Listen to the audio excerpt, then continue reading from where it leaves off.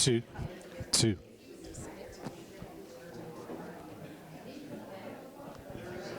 Two, check.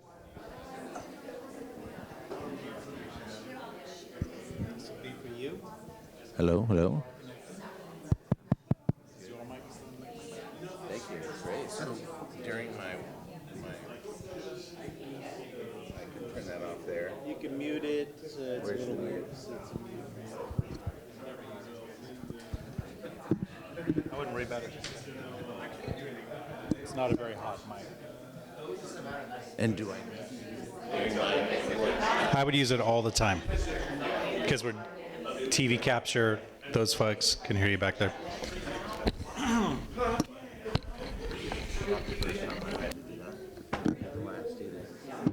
If you want a sit-down mic, you can also have one.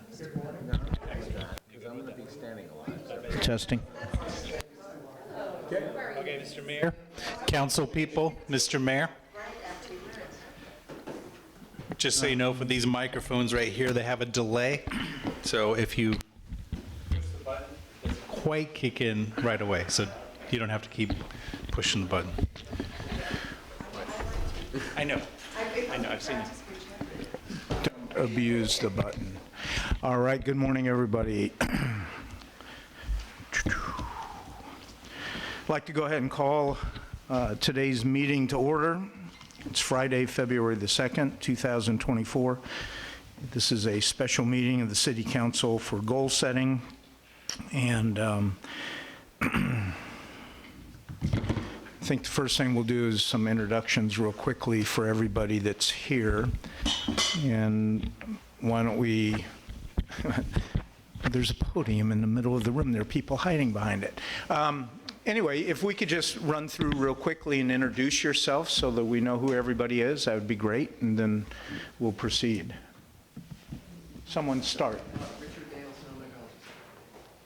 Caitlin Cornwall, Sonoma Ecology Center, and also Sonoma Valley Collaborative. Brandon Cutting, Police Chief for the City of Sonoma. Michelle Dale Jernigan, active Kingsman, and G3 California. Sean Lacey, Battalion Chief, Sonoma Valley Fire District. Thank you. Howard Zappa, Bush Park Motors, and Officer Sonoma County Commission on Human Rights. Jennifer, Community Development Director, City of Sonoma. Jim McFadden, Sonoma Valley Housing Group.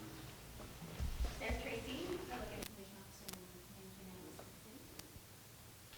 Brad Bernard, community member. Mark Hammer, Sonoma Valley Chamber of Commerce and resident. And Rebecca Barr, City Clerk, City of Sonoma. All right. City Council, we will go ahead and take roll call, and that way you'll know what our names are. And then we will introduce certainly the city manager as well, so. And Scott. Councilmember Wallander. Here. Councilmember Lowe. Here. Councilmember Dean. Present. Vice Mayor Rodriguez. Present. Mayor Gurney. Present.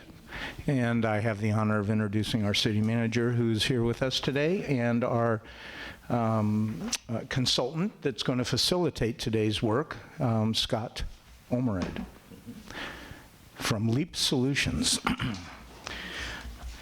All right. So one comment that I'd like to make is, remember, this is goal setting for the City Council. And goal setting in this situation generally is relatively short term. It's not necessarily strategic, even though there could be some objectives that carry over into a more strategic type of plan.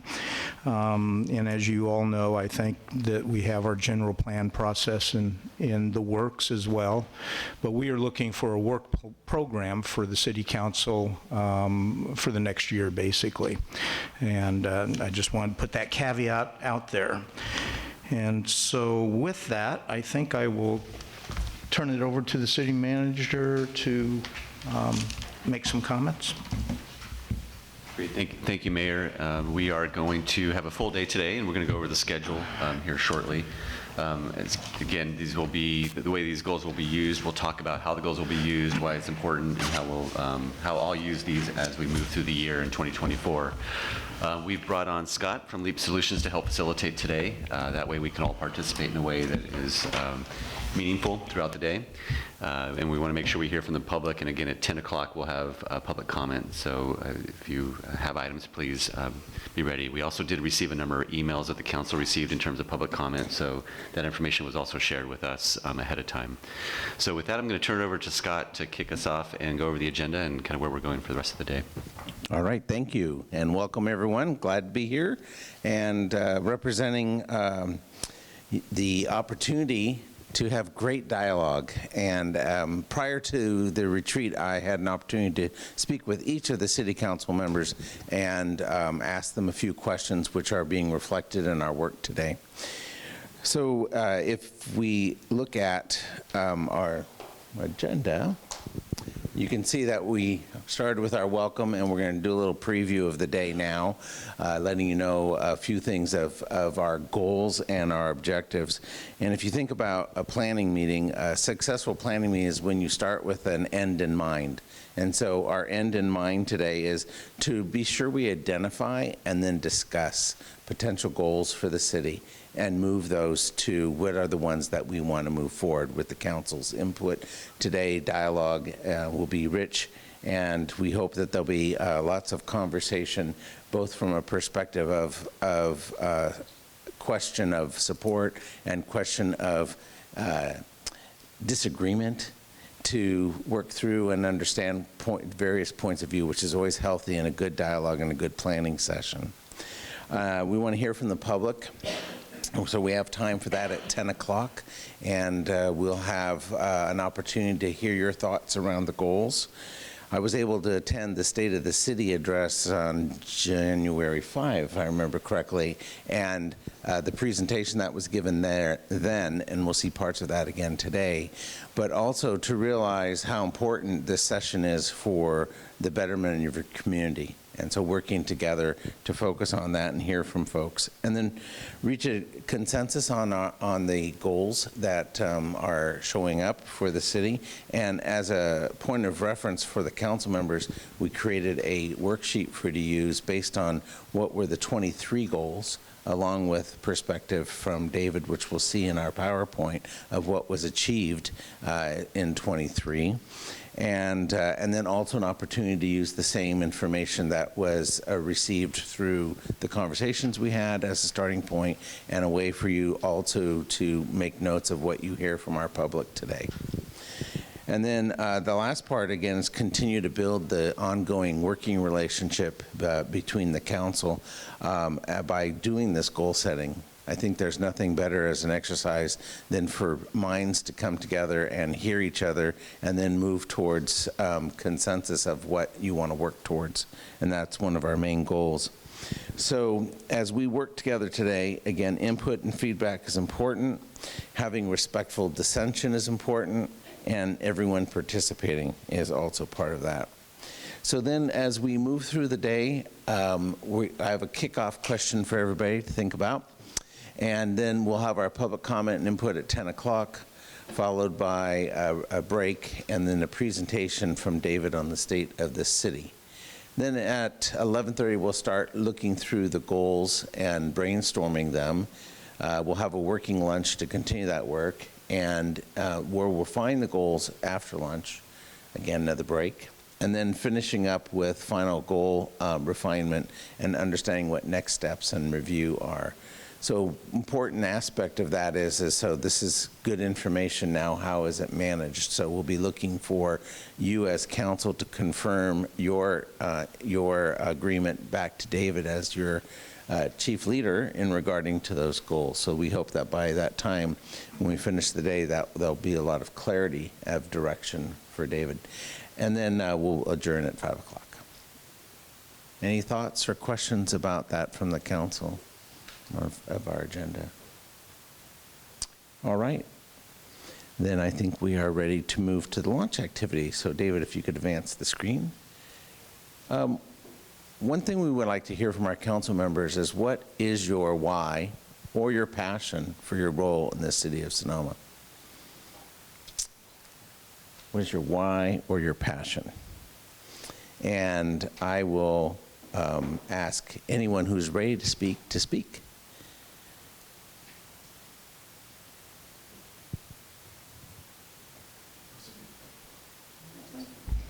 Ron? I'll go directly to my passion. My passion for serving as council is a result of a very grateful heart for having been able to raise my family here in Sonoma, and I am a big believer in giving back. Thank you. No other fingers going for the button. I will go. So the why and the passion. I came to Sonoma as police chief in 1993, and I had a wonderful 12 years as police chief and learned to truly appreciate and love the community. And so that is the passion. The why, over the past years, we have had some issues with the city council where council members would bail midterm, and it created a lot of instability in the community, I think, and a lot of concern and angst. And when I had the opportunity to move into town, I thought perhaps I could help. And that is why I have the role that I do on the city council. Thank you. Thank you, John. Patricia. Sure, thank you for the question. I will start, so with my passion, I lived in Sonoma when I was in my 20s, lived here for 12 years, moved away. I was an Air Force brat, so I was used to moving. So being in Sonoma for 12 years was the first time I'd ever spent any place in my life for that period of time, more than 2 years being in one place. And certainly fell in love with Sonoma and then left and went to many different cities, you know, Berkeley, San Francisco, New York. But when I was ready to leave the firm that I founded, we came back to Sonoma because of the culture of Sonoma and because of the people of Sonoma, and because over all those years, coming back to Sonoma was always like a breath of fresh air. As soon as you get off Highway 37, all of a sudden you start breathing again and feeling good. And so, so my passion for Sonoma too, and intersects with my why. I can't really take those two completely apart. I have been focused on issues of sustainability, and in sustainability in the broad sense.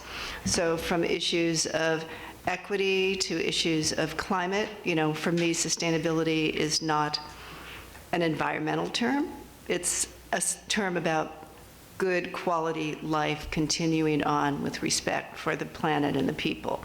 And so my why and my passion is to bring that to help everybody. It's such a great, as much as I can. We have such an amazing constituent here in Sonoma of people that are very passionate, have amazing expertise, and to be able to be part of that, to kind of continue on with those values that I have, and to see how they can be, Sonoma can be a model in the future for those, for good values, for quality life, for just life, and for, you know, a really, a sample of creating the work to support a world that can continue in this way, because I think we have a lot of challenges ahead of us, and I would like to see Sonoma be a place that takes those challenges head on and is an example for other cities.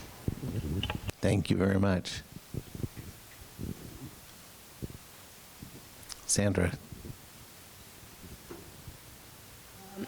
I was not an Army. I was just a brat, not an Air Force. Still am. Can you turn that mic on? Is that better? Okay, thank you. I raised my 4 kids in this town. I taught school at Sonoma Valley High, represented the teachers as the president of their teachers union, and went on to do a lot of things in Sacramento and statewide in terms of public policy, and decided that, you know, my skill set would be helpful, especially referring to what John mentioned. There was a lot of instability that I was able to, now I'm working from home, just roll up my sleeves and help. Because I've always been an advocate, especially for, you know, working within the labor movement and so forth.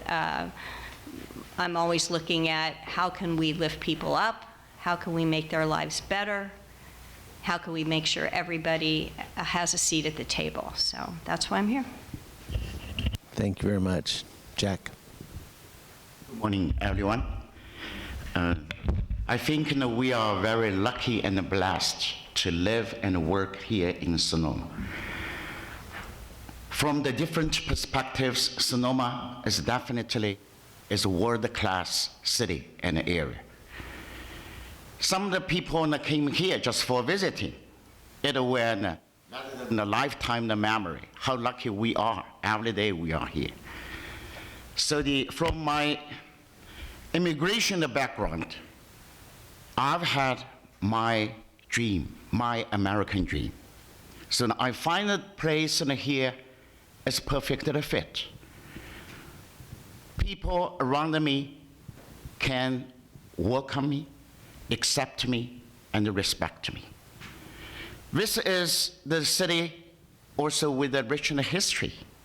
Always I'm thinking, because being an immigrant, I already got a lot from these people and the whole community. I always thinking, Sonoma is good enough, and how much I can work hard, help the people, added some of the value by myself, while I'm doing my American dream. Thank you so much. Thank you, Jack.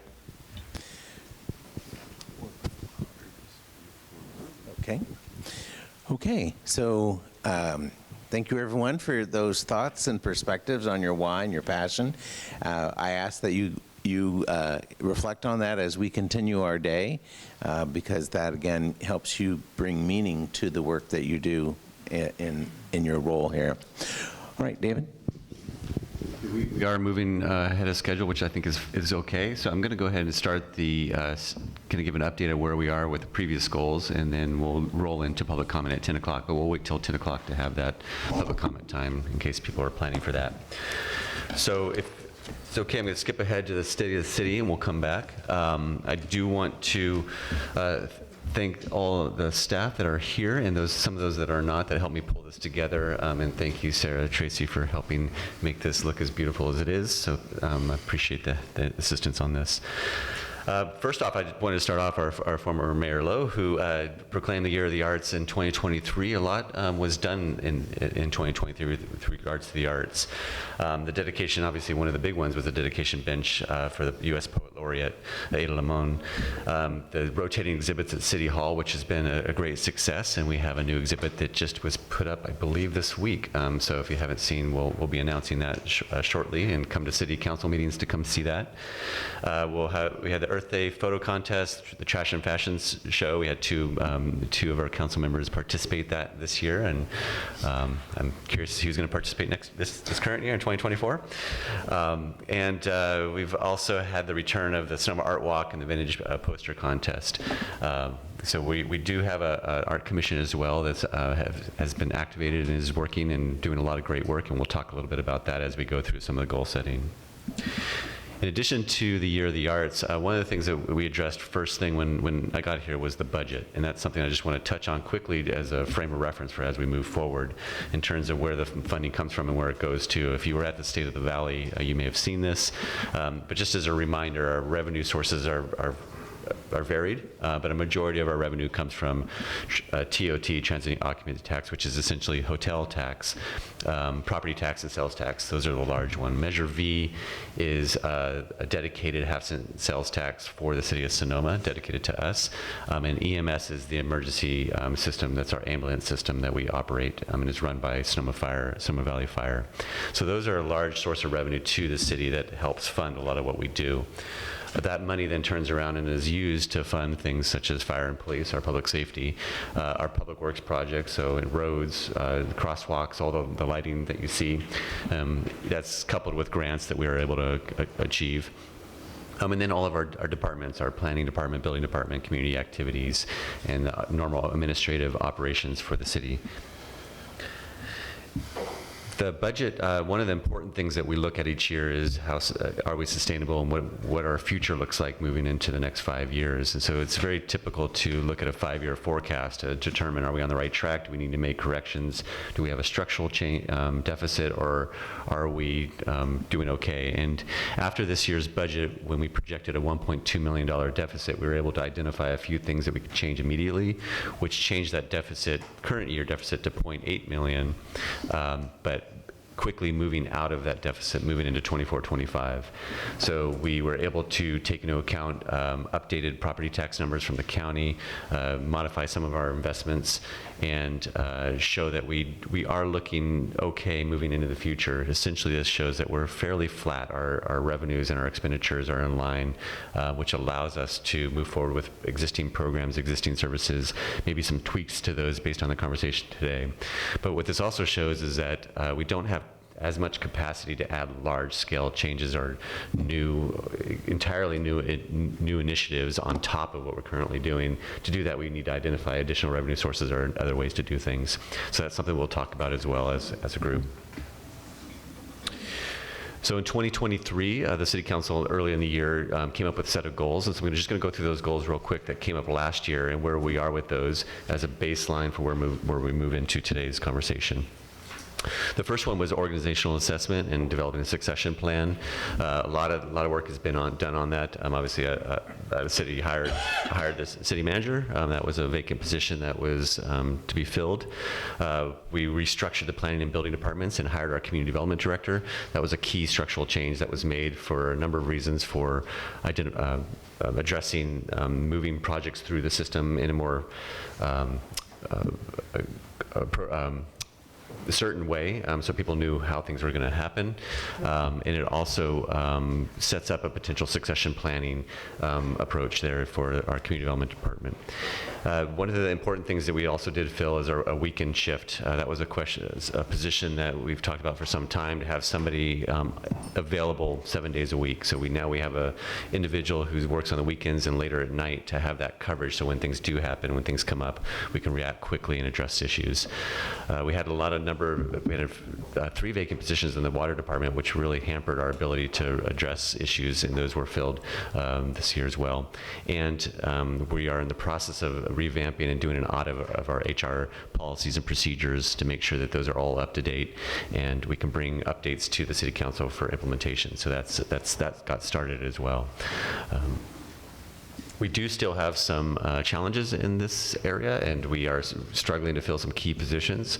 2 of those, one of them is a finance director, which we've had some difficulties finding candidates for, so we're going to continue to push on that. And then the other is a building official. That's a vacant position that we are struggling to fill, and we're finding that's common across the region. A number of cities are looking for building officials and having a tough time finding that skill set. And so we're currently using a consultant to fill in the gap on those issues.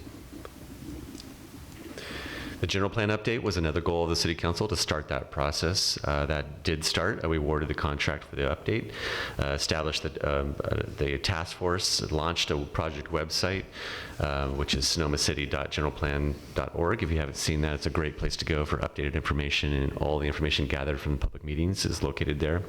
A number of public meetings were held, workshops to get input from the public and businesses in different sectors. And there's public input online. and the consultants and staff have started working on the existing conditions analysis. And that's the first step of the process, which will then roll into developing alternatives, which will then develop into selected alternatives to do the environmental review on. So it's a multi-year process, but 2023 was a big start to that and a good kickoff for getting that moving.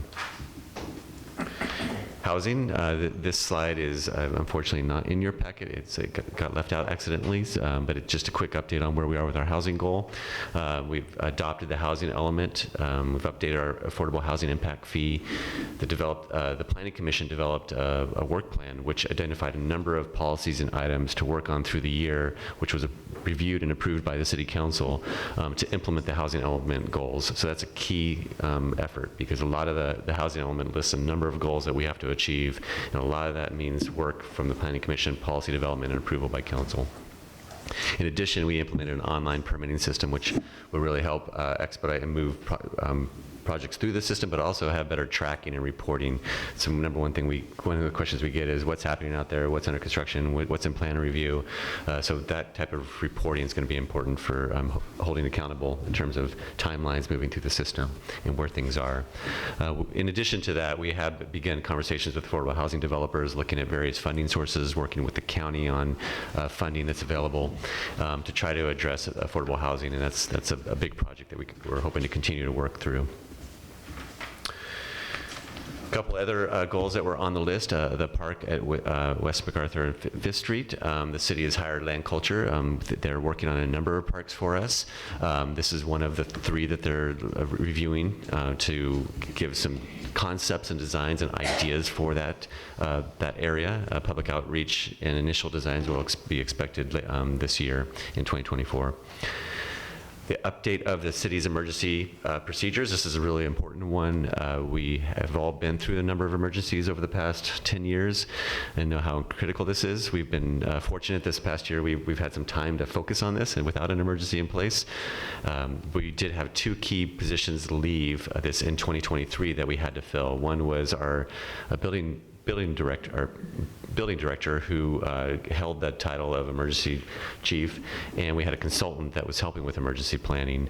Both those individuals have retired, so we had a gap, and Sarah Tracy has been helping me out with emergency operations and pulling this plan together with the rest of the staff, and we've identified a consultant to bring on board to help fill that gap, and we'll be bringing a contract to council shortly, so we can keep that process going to do training, make sure all of our emergency preparedness plans are in place and up to date. So that is an important one to not lose sight of. Another goal that the City Council had was to support City Valley partners. So I'm going to break this into 2 parts. One was homeless services, and the other were all the other nonprofits. A lot of work was done on the homeless services side this year. We've completed the homeless strategic plan. It was adopted by Council. We allocated funding in the 2023-24 budget for HAS to provide short-term shelter and SOS for providing food in their new facility. We funded a full-time homeless caseworker. This is an individual that is working on the ground with homeless individuals, identifying services and tying into the system of care countywide. We also funded a part-time by names list manager, and this is a position that we're partnering with Petaluma to provide somebody that oversees all the homeless individuals by name, which ties into the larger countywide system to make sure that people have services and are connected to services through the county. We also recently established an emergency warming center over at the Haven that is active and ready to go. We have established guidelines that was approved by Council, and we've awarded a contract for a contractor that will operate that warming center if those thresholds are met. So we're ready to flip that switch the minute we need it. We're prepared. We are playing an important role in the Valley to provide that service for any individual in the Valley that needs that service at that time. With regards to nonprofits, with our sister cities and the school districts, we've really ramped up our engagement with those groups. So working and establishing those connections and relationships with Sonoma Sister Cities groups and the school districts. I have regular meetings with the superintendent to make sure that we are on the same page, what issues are happening. The police chief as well meets regularly with the school district and is incorporated into their issues. So those relationships are established, and we're we're meeting regularly with key staff. We're participating on a number of committees. I sit on a number of committees with the school district. One is on the, I sit on the steering committee for the Splash advisory group to make sure that how the pool is used between the school and the public, to make sure that everyone has access to the pool. I also sit on the committee that's looking at consolidation of schools as well, so that the city has a voice at the table for what happens if the schools need to consolidate or one needs to shut down. So participating in those committees is important. And then also, we're working on a process to establish for requests for funding. That's one question that comes up every year about how do nonprofits or community partners request support from the city through the budget process. So that's something that we'll be fine-tuning so that there's a process in place that the council can review moving forward. In terms of traffic, pedestrian safety, that was another goal that was established or identified in 2023. A number of improvements, pedestrian safety improvements on Highway 12 at Verano. Those were some lighting improvements that we coordinated with the county on, and that was a good partnership between the city and the county to make that happen, and Caltrans. We've have enhanced pedestrian crossings on Broadway. If you drove down Broadway to come to the meeting today, you probably saw some flashing lights, especially by the school. It was nonstop flashing on my way in with all the kids crossing the street. And we do track the number of times that buttons hit. There's a system in there that tracks the number, and it's pretty shocking how often they're used, which is pretty amazing. And so we're happy that they're there. We've got lighted stop signs at 5th and Andrew. So that's another way to kind of draw awareness to traffic requirements. So we'll be looking at that to see how effective they are and potentially in putting the additional ones in other places. We've reestablished a traffic safety committee. They're very active, and they've already brought forward some items to the city council that have been acted on. And the police department has increased enforcement specifically around the school and other areas where we've had complaints. So a couple goals that we have not started or have not made much progress on, I want to just identify that were identified in 2023, which is the Plaza Master Plan. This is one that we're looking at the best way to approach this, and one of the things we've talked about this year is the need to create a Parks and Rec department and what that would take to make that happen. Having something like a Plaza Master Plan housed in a Parks and Rec department and led by that structure would be a much more effective way than our current setup. So that's something we're talking about to figure out how best to make sure that's successful and whatever comes out of there is sustainable and we can maintain it. The task force for the Public Art Master Plan, the Culture and Fine Arts Commission is active. They're currently reviewing the public art policy right now, and we'll be working with them on work plan and goals based on the outcome of this meeting today. And part of that will be a master plan. In addition, the county has created a master plan with Creative Sonoma, so we'll be working with them as well to bring them in to present to us about what they're doing and how we can tie in countywide with some of the efforts overall in the county. In the West Napa Street Highway 12 design improvements, this is one that is obviously on the Highway 12 corridor. This will also be discussed as part of the general plan in terms of our circulation element, in terms of how do we want to enhance and design our key corridors and how do we want those to be laid out. So we have not lost sight of these, but they'll just be addressed in various ways, and we can talk more about this as needed. So those were all the goals that were identified in 2023 by council and kind of where we are today with those goals, just to give some background. In addition to the goals, we do normal day-to-day work, and other things do happen. So climate action strategies were moved forward. The Climate Action Commission produced a number of strategies, and those were brought to council and approved by council. So that was a great work effort by both the commission and the council. The plaza bathrooms were refreshed. I think that made the news and Facebook and was a great hit. Next up will be the depot bathrooms. Those are being eyed to get updated as well. We did install some AEDs around the plaza and Depot Park. Cemeteries was a big item in 2023. It wasn't a goal of council, but it was something that needed to be addressed. And so we did address that head on and have done an assessment, identified needs, looked at the budget.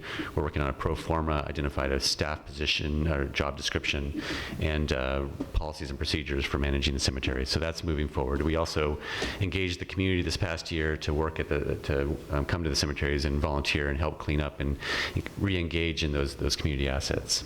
And then also the Montini Overlook Connector Trail was worked on this year as well. Some other things that are just ongoing, just so you're aware, in the city, we have new trash cans coming to the plaza that should be installed mid-February. We'll have a defined schedule for everybody here in the next week or so, but those will be installed. And then also bike racks will follow that shortly. So we do have bike racks identified to install in the plaza. So we have more options for multimodal transportation. Chase Street Bridge, if that's ongoing. If you've seen the big project there, it's a pretty massive bridge replacement. That should be complete here in the next few months. Art policy update, I just mentioned that. The emergency operations plan, we talked a little bit about that. That's ongoing.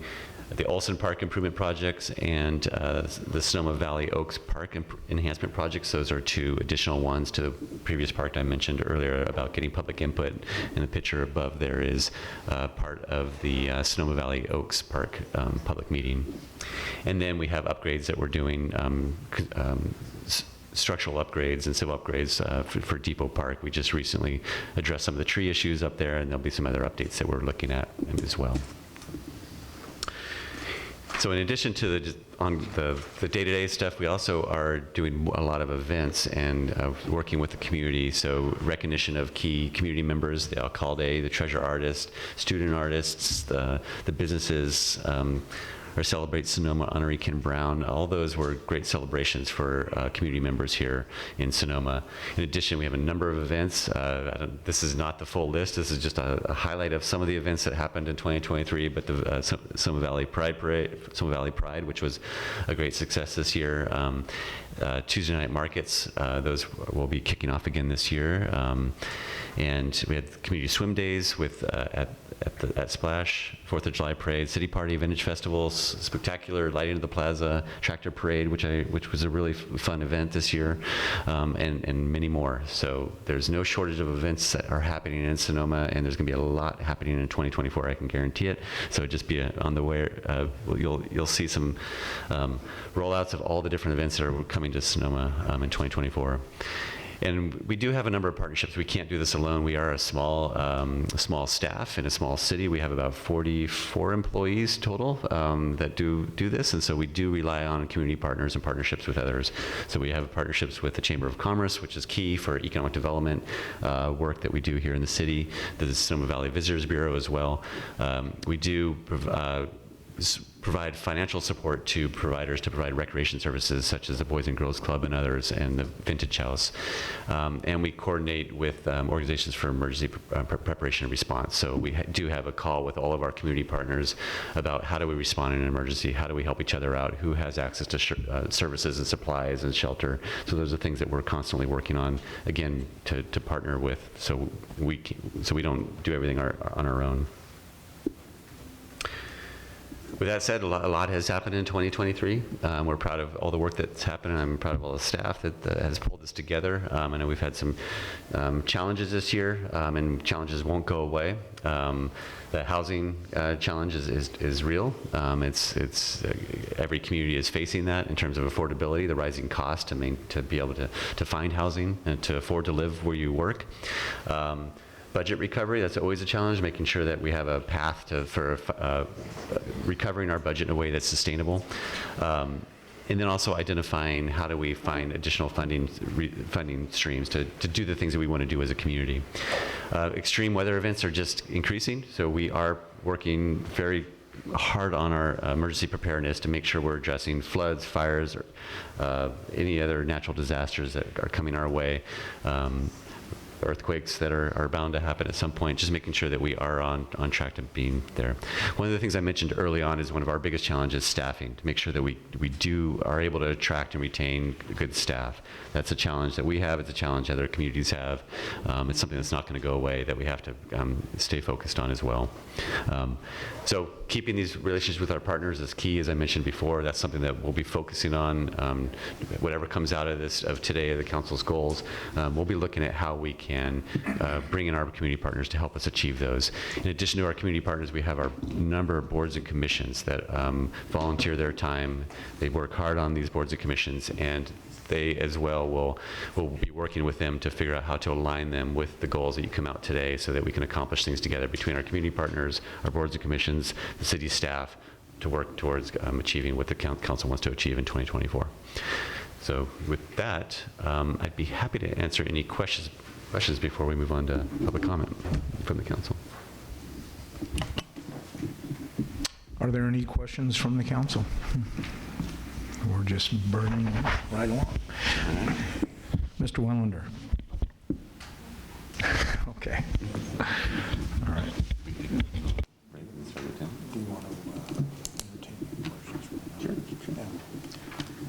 If anybody in the audience has a question, you're welcome to ask that now.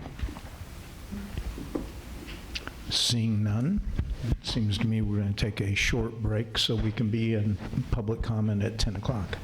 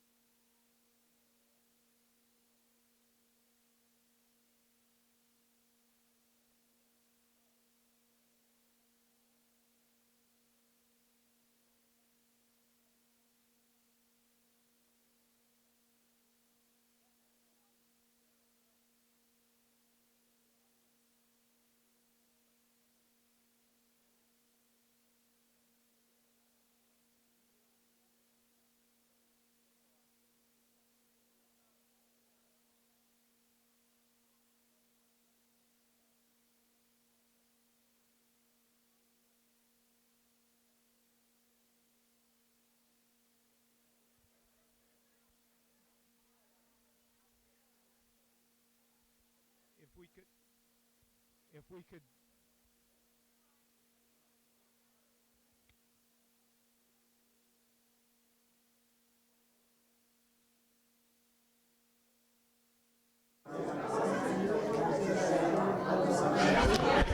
If we could go ahead and start getting back to our seats, we'll start almost on time.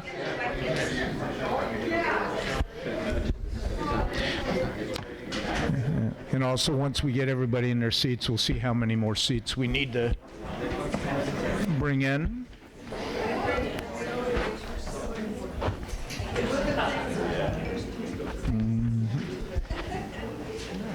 Well, I see a couple of empty seats still, so that's good. All right, we will officially reconvene, and this is the section of the goal setting where we get to hear from the community at large, and so we'll do that. Our city clerk will be keeping time, so you might hear an alarm as you get to the end of the 3-minute period. And how many people would like to address the council today? Okay, let me rephrase the question. How many of you would not like to address the council today? Okay. All right. I'm trying to think of the best way to do this. Why don't we just begin maybe with the front row? How's that? All right. Thank you very much. And please state your name and where you live in relationship to the community. It's time to warm up, doesn't it? Yeah. There you go. All right. All right. I'm ready. Jessica Mizuraka, Parks, Rec, and Open Space Commissioner, Chair of the Sonoma Overlook Trail Stewards. We are all on both entities very excited about this opportunity. It's really good to see you all. I'm here today to speak for the trees, the wildlife, the mountains, all of the elements that comprise the natural backdrop of our town, and the many people that love and rely upon it. We receive about 60,000 visits a year, and I know that you're all devotees of these areas as well. I would like to remind you, or perhaps newly inform you, that a great swath of that backdrop is vulnerable. You might not know that the Overlook Trail land is actually designated as public facility rather than park because of its attachment to the cemetery property. We Overlook stewards ask that this place be redesignated as parkland. In addition, that the city take the steps necessary to set up a permanent conservation easement for the Overlook Trail property.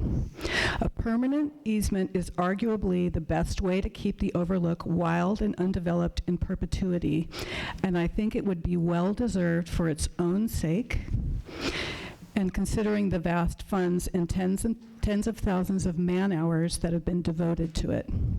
I've spoken to Sonoma Land Trust, Ag and Open Space, among other entities, and Sonoma Land Trust is especially keen on working with us to make this happen. They really want to add it to their acquisitions. I believe you'd be actually very surprised at how relatively inexpensive it would be. Also, as a pros commissioner, my hope is that our city will make this a practice in regards to all of our open spaces, permanent conservation easements. I'm at your service. Please don't hesitate to contact me if I can help facilitate this process in any way. I've got a band of 20 eager Overlook Trail stewards at the ready as well. Thank you. Thank you. Next. Good morning, Gina Kuklis, a Boys Hot Springs resident. I also get to say my husband, Roy Tennant, is here. And as a Boys Hot Springs resident, but actually the city of Sonoma was a couple years ago, had Roy Tennant Day. He's the guy who does all the work on the trails. So I know he supports what Jessica just said, and he's going to support what I'm going to say. So I'm here I want to thank the city manager. I heard a presentation recently at Impact Sonoma, which is why I'm here today when you mentioned coming. And one of the questions the ladies attorneys were interested in was about annexing the Springs. And that's what I'm here to talk about and support, and ask the council to put it on your goal list to start that baby steps of the process this coming year, because the leadership's going to start with you. I think next year, I think we all know who our next county supervisor is going to be. She's somebody with lived experience in the Springs, lived experience in the unincorporated area and what the county does and doesn't do. And I want you to know, I've had 30 years of conversations with people in the Springs about incorporating, not just about being annexed to the city. My vision used to be for the Springs to be someday incorporate and become our own city. That's why I was so involved with economic development. As some of you I've known for years know about that about me.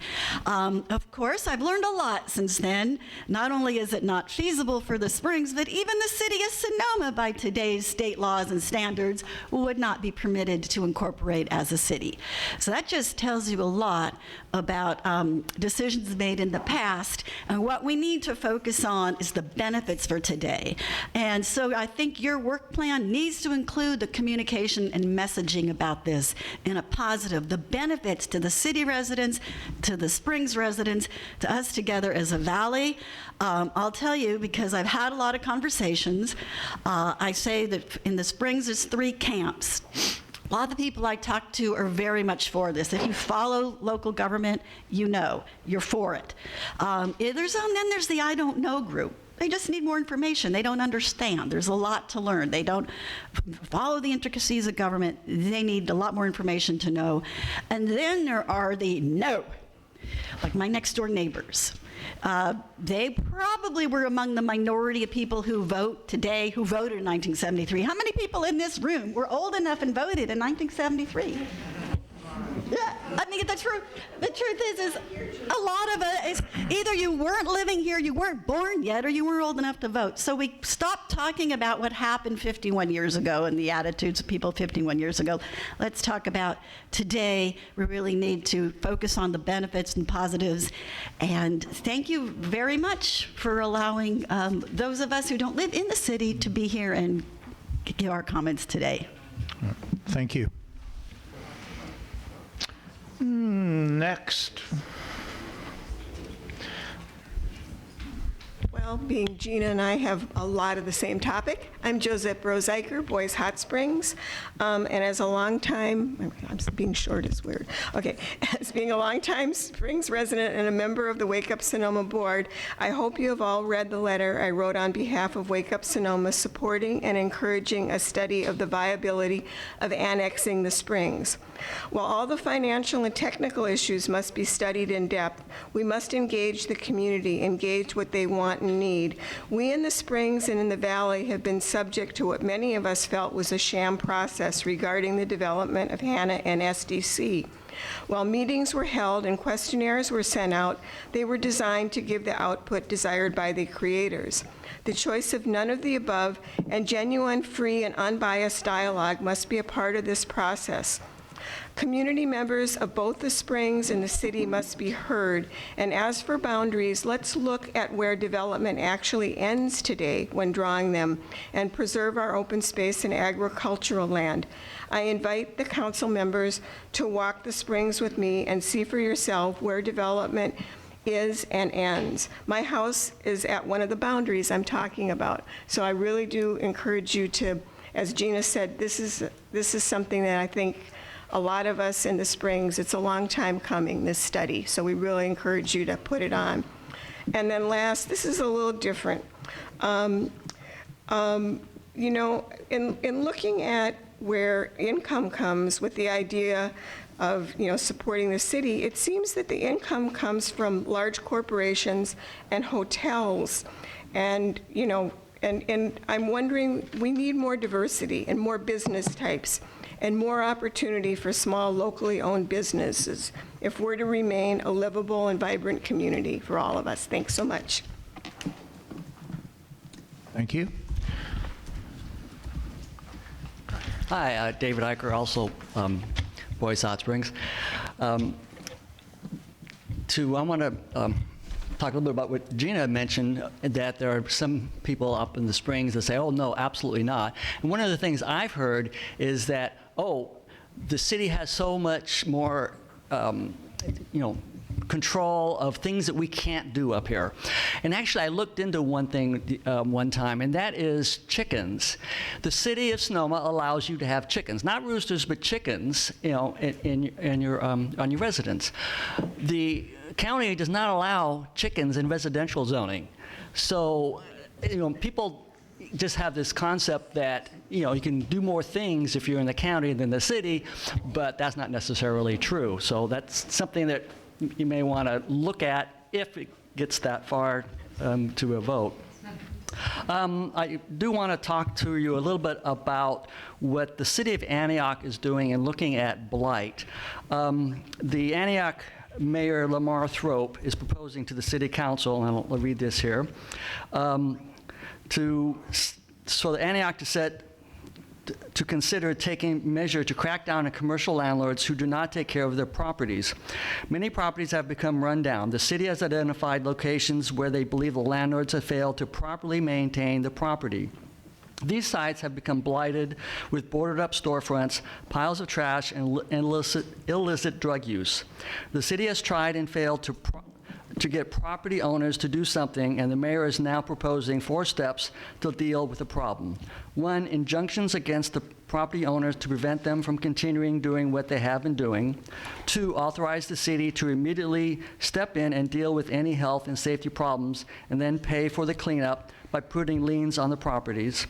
3, use health and safety receivership, which would get the courts involved in to deal with the problem. And 4, consider using eminent domain for the city to seize problem properties for public use. A discussion on eminent domain will take place just recently. So anyway, I don't think we've come anywhere close to what Antioch is, but if the city council may want to take a look at that if they think that there's some things that could be done in terms of if we've got some dumping or blight or other things going on, is to take a look at what the city of Antioch are doing and maybe incorporating some of those. Thanks. Thank you. Row number 2. Thank you. Good morning. My name is Mario Castillo. I live at El Verano. I have lived at El Verano area for 30+ years. I took the day off today to come and speak to you. Granted, I'm risking that I may not have enough to pay my rent next month. Anyhow, I had to be here to convey a message. I'm currently the chair of the housing group, and I'm also a resident, and I'm interested to ask for your leadership and guidance, and I guess allowing or carrying on the conversation about what it would look like to have one Sonoma. I'm not exactly sure what would that look like. I'm not exactly sure how would that come about. I'm not even gonna say the name because even saying the name shuts people. So, but I do believe that you have a moral obligation to allow conversations, to allow democracy to happen. And if people, if in fact right now we have divisions, then you as a leader could perhaps lead the way to have honest conversations about these 2 communities that we have.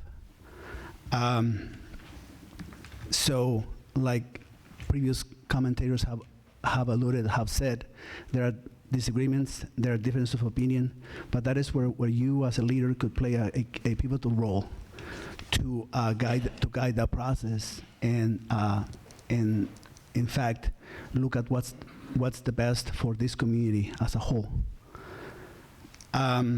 So that's all I wanted to share with you in my commitment to you as a community member, as someone who has been engaged in multiple levels, multiple areas with multiple people. I would do whatever I can in my power to help you, and hopefully something good could come out of this. But for sure, we will need true leadership and not leaders that can shy away from having honest and hard conversations, honest conversations, and yeah, that's all I wanted to share with you. Thank you so much. All right. And, Thank you very much.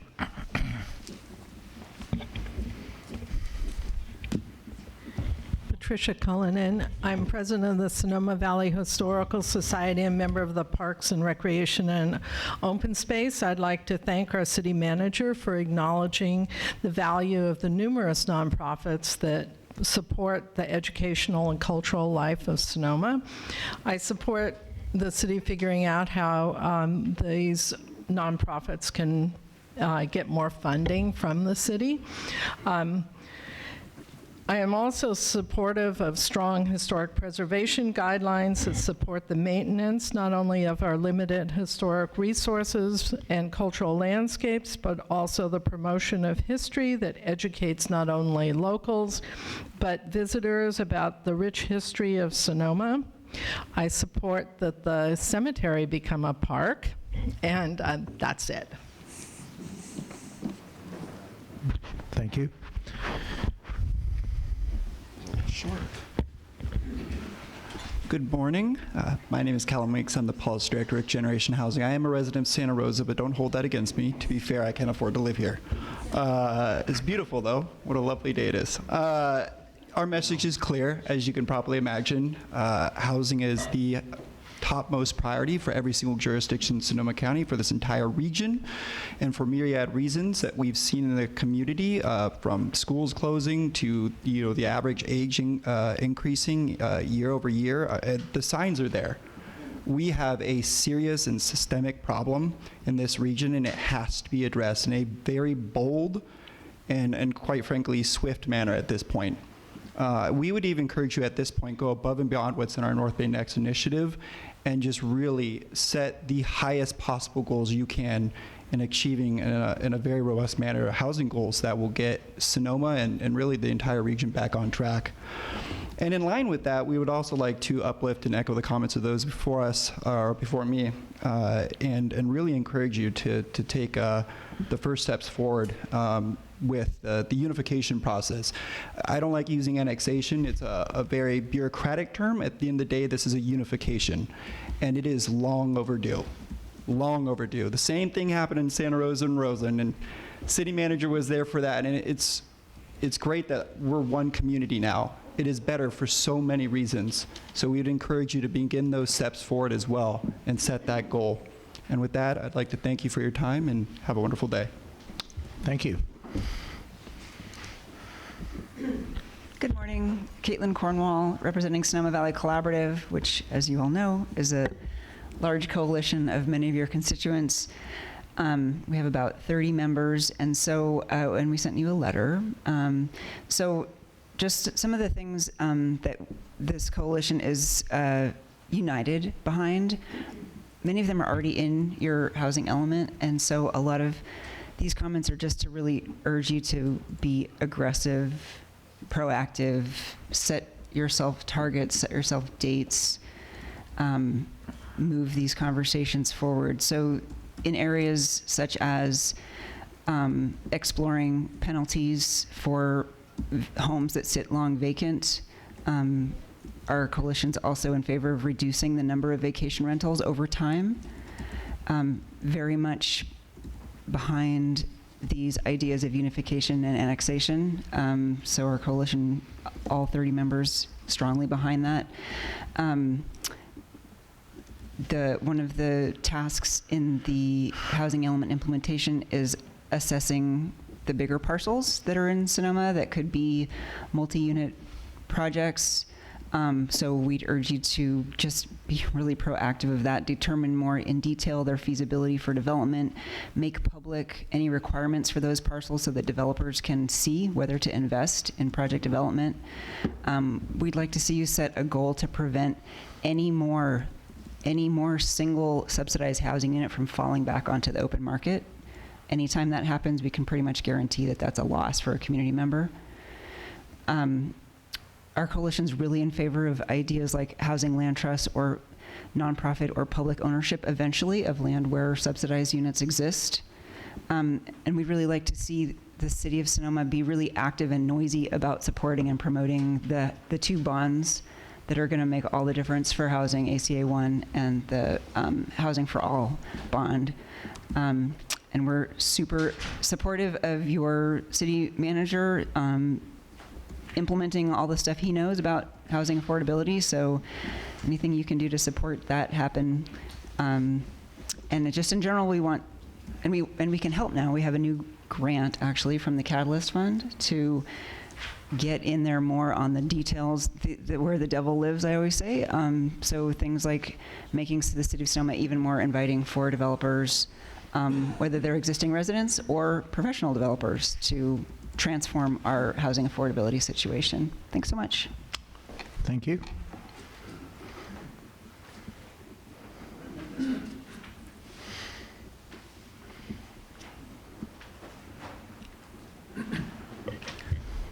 Hello, Richard Dale, Sonoma Ecology Center. I have way more than 3 minutes worth of comments, so I'll just sort of focus on a couple of things. And I know that we have a room full of really energized and also really brilliant ideas and committed people who are going to be bringing some great ideas to the table here. The Ecology Center wants to focus, as always, on land, air, water, and biodiversity, the foundations of our community. And we often take these for granted and often discover to our to our long-standing trouble that we've lost control of some of these elements and they end up biting us. So I want to just touch on a couple of them briefly, and again, as I said, some of my colleagues here will talk on many other areas. We're not making more land, for example. In fact, given climate change, it's shrinking. We would really urge the city, as it looks at its general plan policies, as it looks at the decisions it's going to make relating to annexation and other sorts of things, and we strongly encourage annexation conversations and the One Sonoma concept. Think about building up, not out.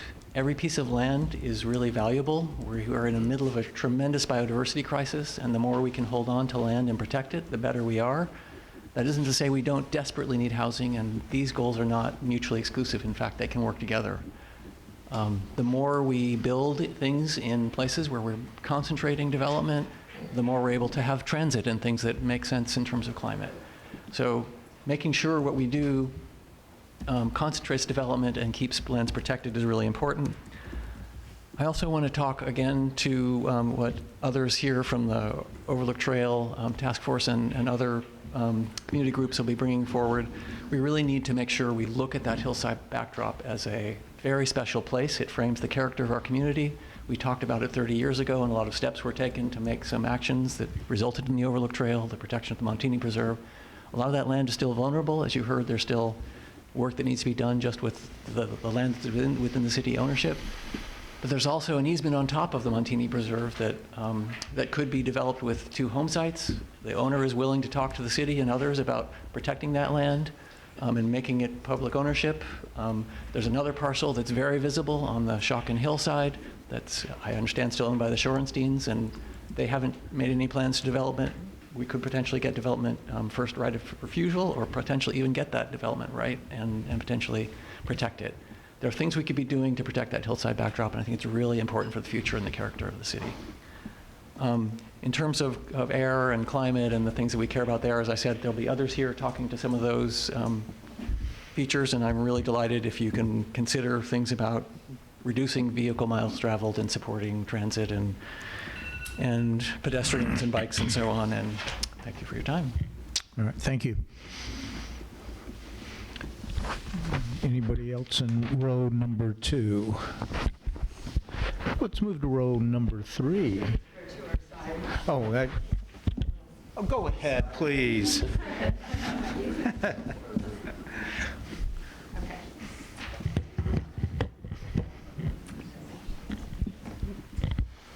Hi, my name is Cedra Nathan. Council members and fellow residents, thank you. I appreciate the opportunity to discuss the future of Sonoma. And today I want to highlight not only the challenges we face, but also the innovative and comprehensive solutions that can make Sonoma resilient, sustainable, and preferred for generations to come. I was taking a quick number of things that people were mentioning as they came up and talked, and these are integrative ideas that people are bringing forward. So cities universally are grappling with housing costs, transportation challenges, economic viability, and the impact of climate change. However, the key is not addressing those issues individually, but on adopting an integrative approach for stacked benefits. I heard David speak recently at a talk with the Impact 100 group. And his background in civil engineering, he emphasized the need and importance for systems thinking to tackle these complex problems today. And so I'm going to advocate for using that as a backdrop, specifically with nature-based solutions, such as expanding urban forest canopy along green transportation corridors that can offer multiple benefits from improving air quality to enhancing climate resilience. So these are solutions for complex problems. They offer cool corridors, urban rewilding, and tree planting, and those have been proven successful globally and can attract substantial funding. So we've seen this with $42 million in Inflation Reduction Act funding and grant funding for urban trees around the Bay Area since 2022. That's just, just one year, basically. But the first priority, with that as a backdrop, should be this idea of having an urban forest canopy and connected green transportation corridors while ensuring freedom of movement through permeability and link paths. This goes beyond just traditional parks, but envisions a network of connected green active transportation corridors, linking neighborhoods, public spaces, and areas of under consideration for, and I like the term unification better, so I'm just going to go with that. So then unification becomes part of a connected communities. This is a comprehensive perspective and addresses permeability so that people really are able to be one community. Our second priority aims to attract entrepreneurs and tech enthusiasts, but we're focused on a particular area. It's not just generically. It's green-collar workers and ecotech industries. This is embracing nature-based solutions again. Not only it enhances aesthetics, but also attracts green jobs, aligning with the growth demand for environmentally focused careers. This is a natural asset for us. This is a base that we're building upon. So finally, community engagement is crucial, retaining the Springs identity through unification, preserving neighborhoods, and building durable collective action networks. And specific projects like pollinator gardens and pocket parks should all be part of an interconnected community along these green paths, fostering biodiversity, helping us with climate resilience. So I'm hoping that you can think about this really as a systemic, integrated way. Thank you very much. Thank you.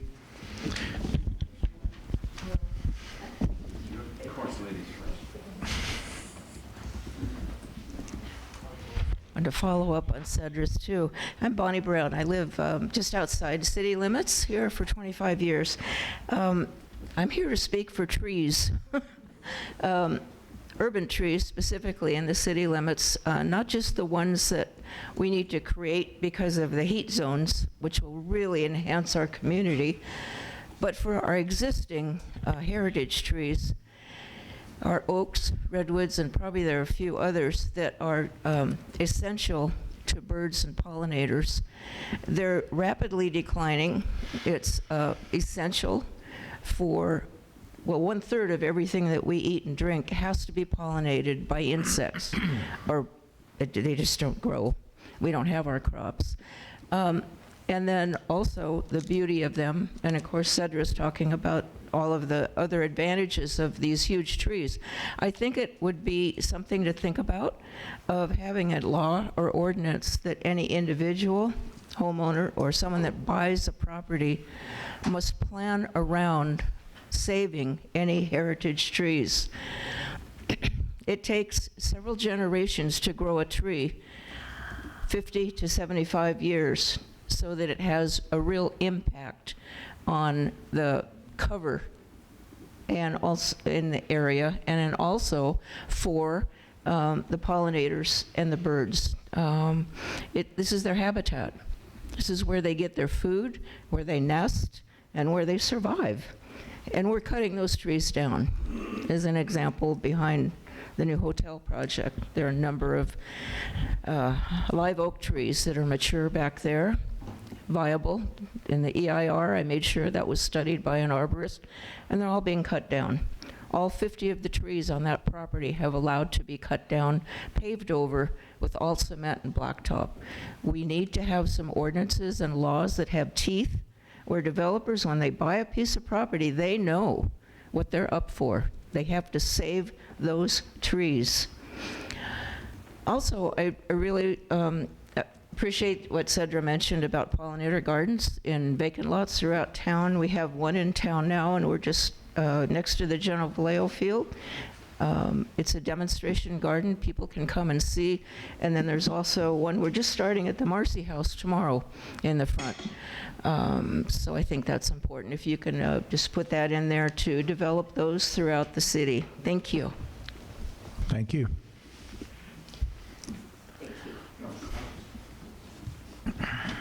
Good morning, David Morrell, Sonoma resident on Mall Court, here, as many of you know, as chair of the Climate Action Commission of Sonoma. I'm pleased to remind all of us that we now have climate action strategies approved. That's great. I want to focus on the next 2.5 minutes on the middle word, action. We have a laundry list of activities. That's nice. We need budget. We need money behind it. We need action. We need to recognize that this is not fundamentally a city of government action orientation, but we have 10,000 actors, residents of the city of Sonoma. We need to get them deeply involved. Efforts are beginning to be underway in this regard. I'm here to ask for budget, for money, because without money, we won't get the action that we need. We won't exercise the leadership that we need. So we'll need some budget. A couple of good examples. There's a lot of interest. I've heard a lot of my predecessors this morning about trees and forests. We're ready to roll with a green pocket forest, sometimes called a Miyawaki forest, on the west side, former mayor, in terms of J.E. Carter Park near Friar Creek. We're ready to roll with that, but we need budget, probably around 40 to 50K. Not a lot of money by today's standards, but a piece of change. So I urge you in your budget decisions to bear in mind the need for climate action. In that regard, we really need to focus on federal and state grants. There are local actors, including Sonoma Ecology Center, which many of you know, I know well, as does Richard Dale and Caitlin right behind me here. We have examples. Sonoma Ecology Center has a grant from CAL FIRE. CAL FIRE has agreed to use some money from that grant for tree planting on the high school with the Earth Care Committee and so on. They have approved that. I got it in writing from them in an email. So we're ready to roll, but that's just an example of the kinds of money that's out there.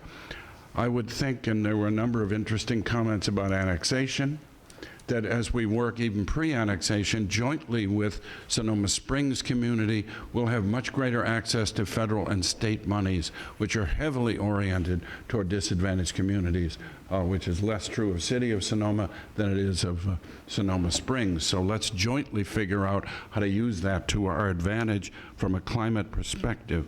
And finally, and in some ways most important, as 3 minutes are probably close to over, I'm interested, and I urge you to be interested, in thinking about Sonoma as a climate-smart tourist destination.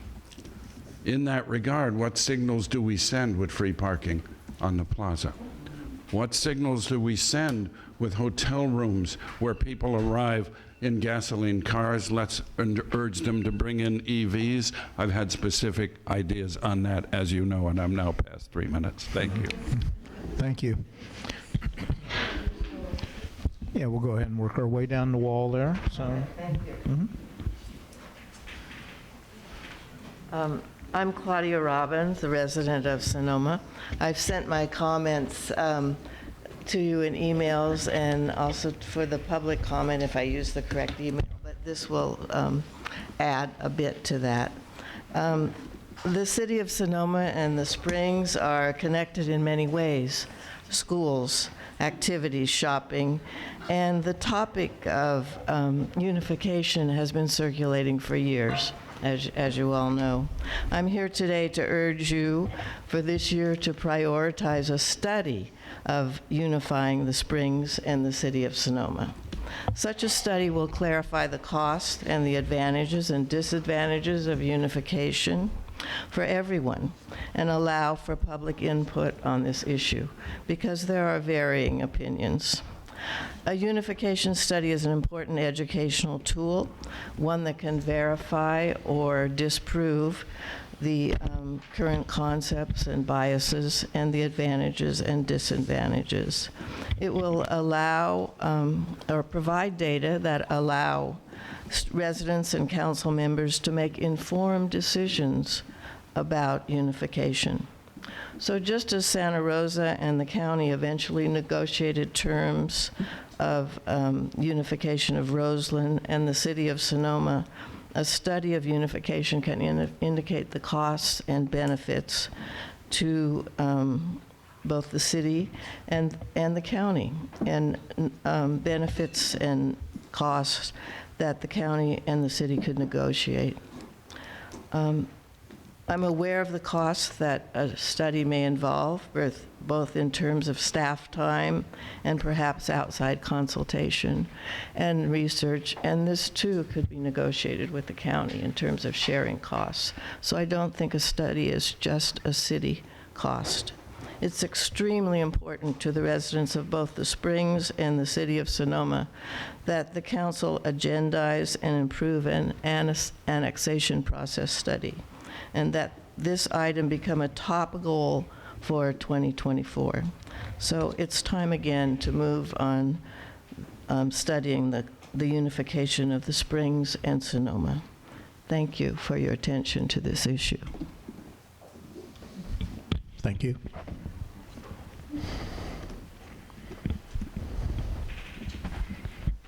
Hi, everybody. I'm Donna Dombach. I want to thank the City Council and the staff for all the great work you've done this year, and I look forward to continuing to work with you. I did send one email with some ideas, but I just been noodling on this, and I have about 8 others. We'll see how far I get. I'll keep them very high level and succinct. The first one is around setting a goal on operational effectiveness, and with the key aspects of the City Council and the staff developing a 5-year strategic plan that is aligned with the general plan, setting yearly goals aligned with the 5-year strategic plan with identified staff resourcing and funding to prioritize and be accountable for delivery of the goal. Create goals that are written as SMART goals. So they're specific, they're measurable, they're achievable, they're relevant, they're time-bound. And then review those goals yearly to make sure that the staff isn't overwhelmed. I think the staff is really overwhelmed right now and gets pulled in so many directions. I think things fall through the cracks. And there are many staff openings, so I think it's very paramount that we try to consider that.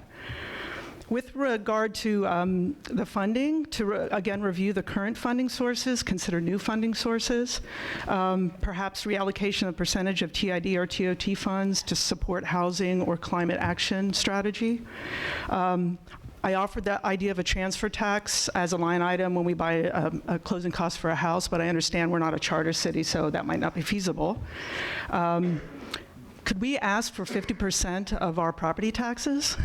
And maybe allocate some of those to an enhanced infrastructure financing district, which we could use to finance, again, infrastructure, housing, climate action. One important thing I think we need to do at this point is we've defined a housing trust fund, so now we need to implement a policy around how to use that fund. It's currently a 1-page document. I think, again, it could use a 5-year strategic plan for prioritizing goals, how to use the funds. For example, do we want to accumulate wealth and use them for loans? A process that ensures we collect the in lieu fees. Have we collected them? I know that MacArthur Place was due to pay one of its installments. How is it enforced? Who is accountable? And have reviews to update the City Council for each of the line item project to make sure that in lieu fees are collected. Include a line item on the city budget for the Housing Trust Fund that can be reviewed during the year to make sure we understand how much money is in that fund. Define a process for decision-making and on how to use the funds and how to allocate the funds when people want to use them. I won't say much about this because others have said it, but I do think we need a 5-year plan around the climate action goals. There's a beautiful document that was put forward, and I hope that we can use that. I'll send the rest by email. Thank you. Thank you. Avram Goldman. I live on Park Avenue in Agua Caliente, and proud of that. Proud of the Springs. Many people so far today, and I want to applaud the City Council for bringing up the idea of the annexing of the Springs, and certainly from the people that were here today, it's a very positive issue. I've lived in the Springs for about 20 years, and the Springs District 1, our supervisor, Susan Gorin, is split between two very diverse communities. Between the Springs and Rincon Annex, we have nothing in common. In terms of how the county has treated us in the Springs, it took us 30 years to get sidewalks. We've been working for 20 years for a plaza. We still don't have that. Not only that, we started a specific plan in the Springs 6 years ago. We still don't have that. So it's been benign neglect by the county. We are truly one community. We share so many services. We have the same school district. We share the sheriff. We have a hospital together. We are truly one community.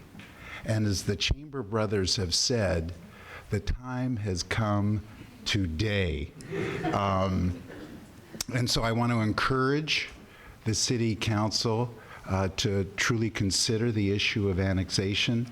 We have an example, which is Roseland with the City of Santa Rosa. We can make this happen. We do have the support, I really believe, in both communities. So I encourage you very seriously to take that under consideration and make it one of your highest priorities. Thank you. Next.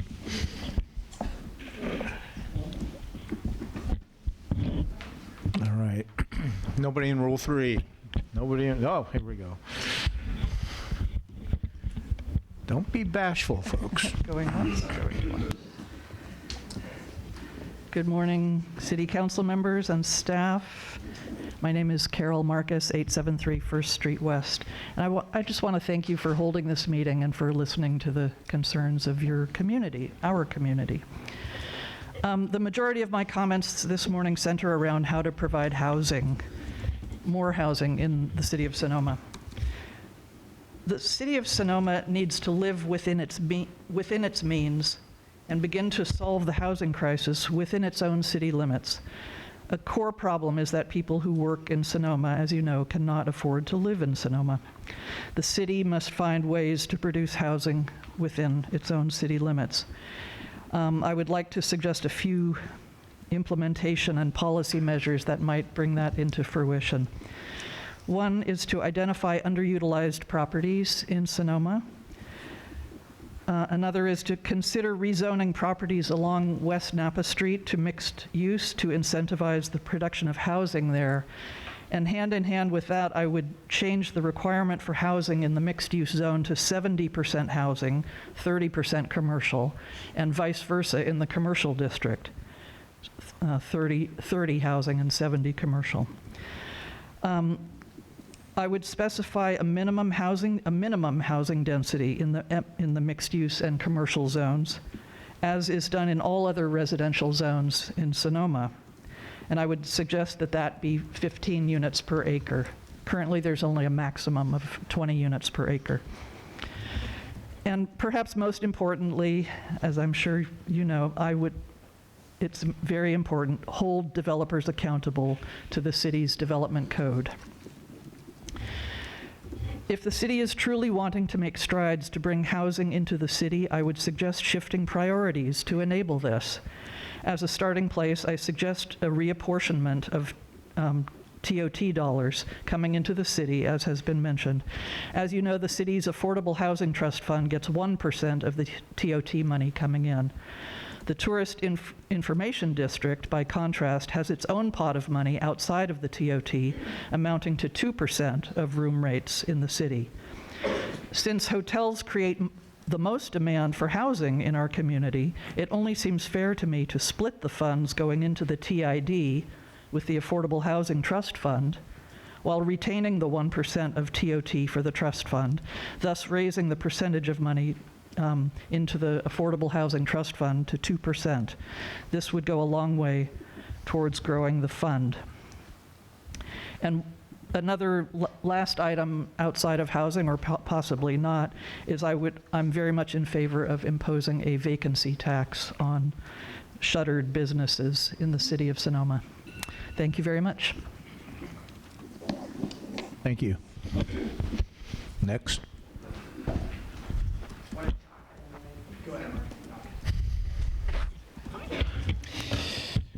Good morning, Mayor, members of council. Mark Bodenhammer here on behalf of the Sonoma Valley Chamber of Commerce. I want to start off today, I think Mr. Guin was hinting around about this, but I, as a resident, would like to ask you, Mayor Gurney, if you'll represent the community on the catwalk at the Trash and Fashion Show. I think you'd look amazing up there, and just think we should be direct about that. I'm surprised you had to even ask that question. Oh, good. Of course. Glad. I'll see you there. First of all, I do want to commend all of you on the accomplishments from the last year. That is, in any year, a lot to get done, but given the fact that you were replacing a city manager and a planning director, a community development director, those are big jobs, and you guys got a lot done. It really is a testament to all of your hard work and leadership, so thank you for that. On to goals.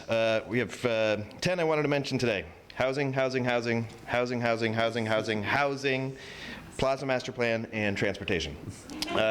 Housing, obviously the need is well established, but I do want to remind you guys, we have needs at every level of housing. Aside, we don't need any more sprawling estates and 5,000 square foot homes, but we need capital AH affordable housing, we need affordable by design, we need townhomes, we need small cottages, we have needs at every level, and also if we don't have all of those different housing types, we'll have a community with only capital AH and the big sprawling mega mansions, and there will be nowhere for the people in the affordable housing to go when they outgrow it, other than outside of this community. So would like to see more housing at every level.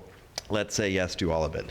With regard to the Plaza Master Plan, we had that on the list last year. I think this is a world-class historic asset, and we should have a world-class plan to manage it for preservation and to just guide its natural evolution that's going to happen regardless.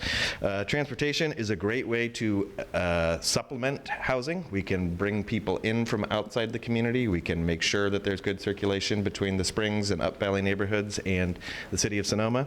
It'll also help with parking issues. So I'm talking about both regional transportation and would love to see in-town transportation, like a shuttle that can move people around and get people to economic corridors without taking up parking spaces and driving around in the town. Finally, as a resident, I would like to make a pitch for more resources put into parks, recreation, and open space. I think there's some good momentum there, and we should continue investing in that because I think that is a big part of the quality of life here. So thank you all very much for taking the time today. Thank you. All right.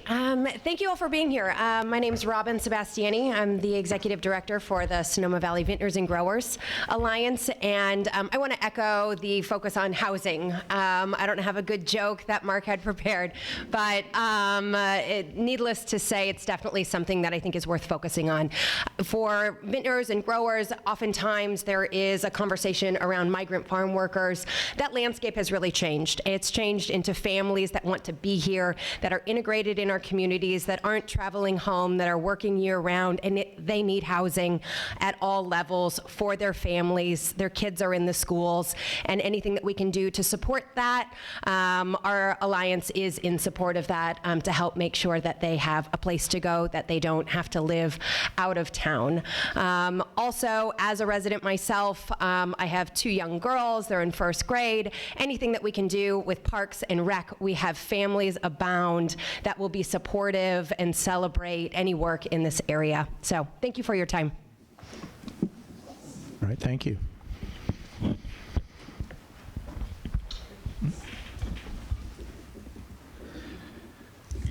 Tim Zahner, Sonoma Valley Visitors Bureau. Good to see you all.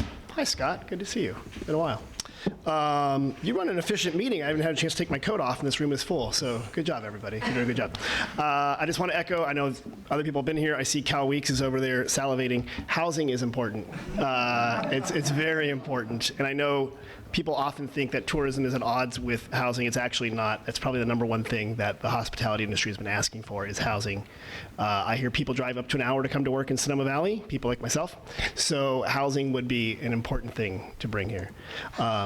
Echoing also, non-motorized transportation would be a great way to get people around this town. Buses are included in that. But if we could do better circulation to connect and get people around, we'll solve some of our parking issues. I had to park all the way on the side of the street here. I almost died getting here. It's a joke. It's possible to walk a little bit for parking, and I think people who come here know that. But we also have to assume that we might make it a little bit easier for people not having to park if there were buses and, David, I'm going to say it, bike racks and things like that for people. On the subject of bikes, there's 250 bikes within 2 miles of where we are right now that the hotels give out. They go to the plaza. They spend money. Let's make it easy for them to keep their bikes there so they can continue to spend money and support small businesses. And on my next note, can we make it easy for small businesses to start and to stay in Sonoma? When you make the barrier to entry high and it requires a lot of lawyers, you're not going to get small businesses here. You're going to get corporate businesses here. I'm not going to weigh in on that or not, but if we want to encourage local small businesses, make it very easy for them to walk into City Hall and start a business. So those are my comments. Thank you very much. And I would love to see Mayor Gurney on the catwalk at Trash and Fashion. Thank you. Or should I say meow? I'm going to follow up on Tim's comments quickly. I'm Howard Sapper. I'm here for 3 minutes. I'm going to use 1 on each. 1, I'm an officer, Sonoma County Commission on Human Rights. We're an underutilized resource here in this county, and if you have any issues that come up in your business, in your social life, in your personal life, please feel free to reach out to me, because I'm here as a Susan Gordon appointee to look after your interests from here to Rincon Valley. Number 2 is we're talking about transportation, and most of you know I have a small little electric transportation company here, and we talk about ways to mitigate transportation issues. Let's take cars off. Let's encourage development of more bike lanes, which hopefully for me will be trike lanes, and also look at the opportunity. Our city events coordinator came to me about 2 months ago, said she just returned from Hawaii where everybody was getting around in electric golf carts. She said, I came home and said, why are we not encouraging the hotels and everybody else to bring their people to the plaza on vehicles like yours? Less parking, less hassle, less environmental impact. Let's look to the future. I was in a conference a year ago, and Mayor Adams said he was spending millions and millions of dollars in alternative transportation lanes in New York City, and he said anybody in any municipality in the United States that's not looking this way is finding themselves years behind Europe. So let's be forward thinking, let's save our community, because that saves the trees, that saves the kids, and let's support small businesses here so that there are jobs for our kids. They don't have to go to another city to have a job. So thank you so much for listening. All right, thank you. Anybody else? I'm not sure I'm in the right row, but anyway. My name is Jim McFadden. I am part of the Sonoma Valley Housing Group, and I've lived here in the Valley for a very long time. 1975, we moved here. And I'm really happy to hear so much talk about housing today, and specifically about annexation. I've lived in the Springs most of my time here. Maybe only a year or two that I spend in the city of Sonoma. The rest of my time has been in Boys Springs or Agua Caliente. And I want to say that I urge you to make annexation study a priority goal for 2024. We're pushing for a study, not necessarily arriving at any kind of answer, but at least to bring the subject up, as you've already indicated you want to do, and make sure that there's a real democratic process for people expressing their opinions.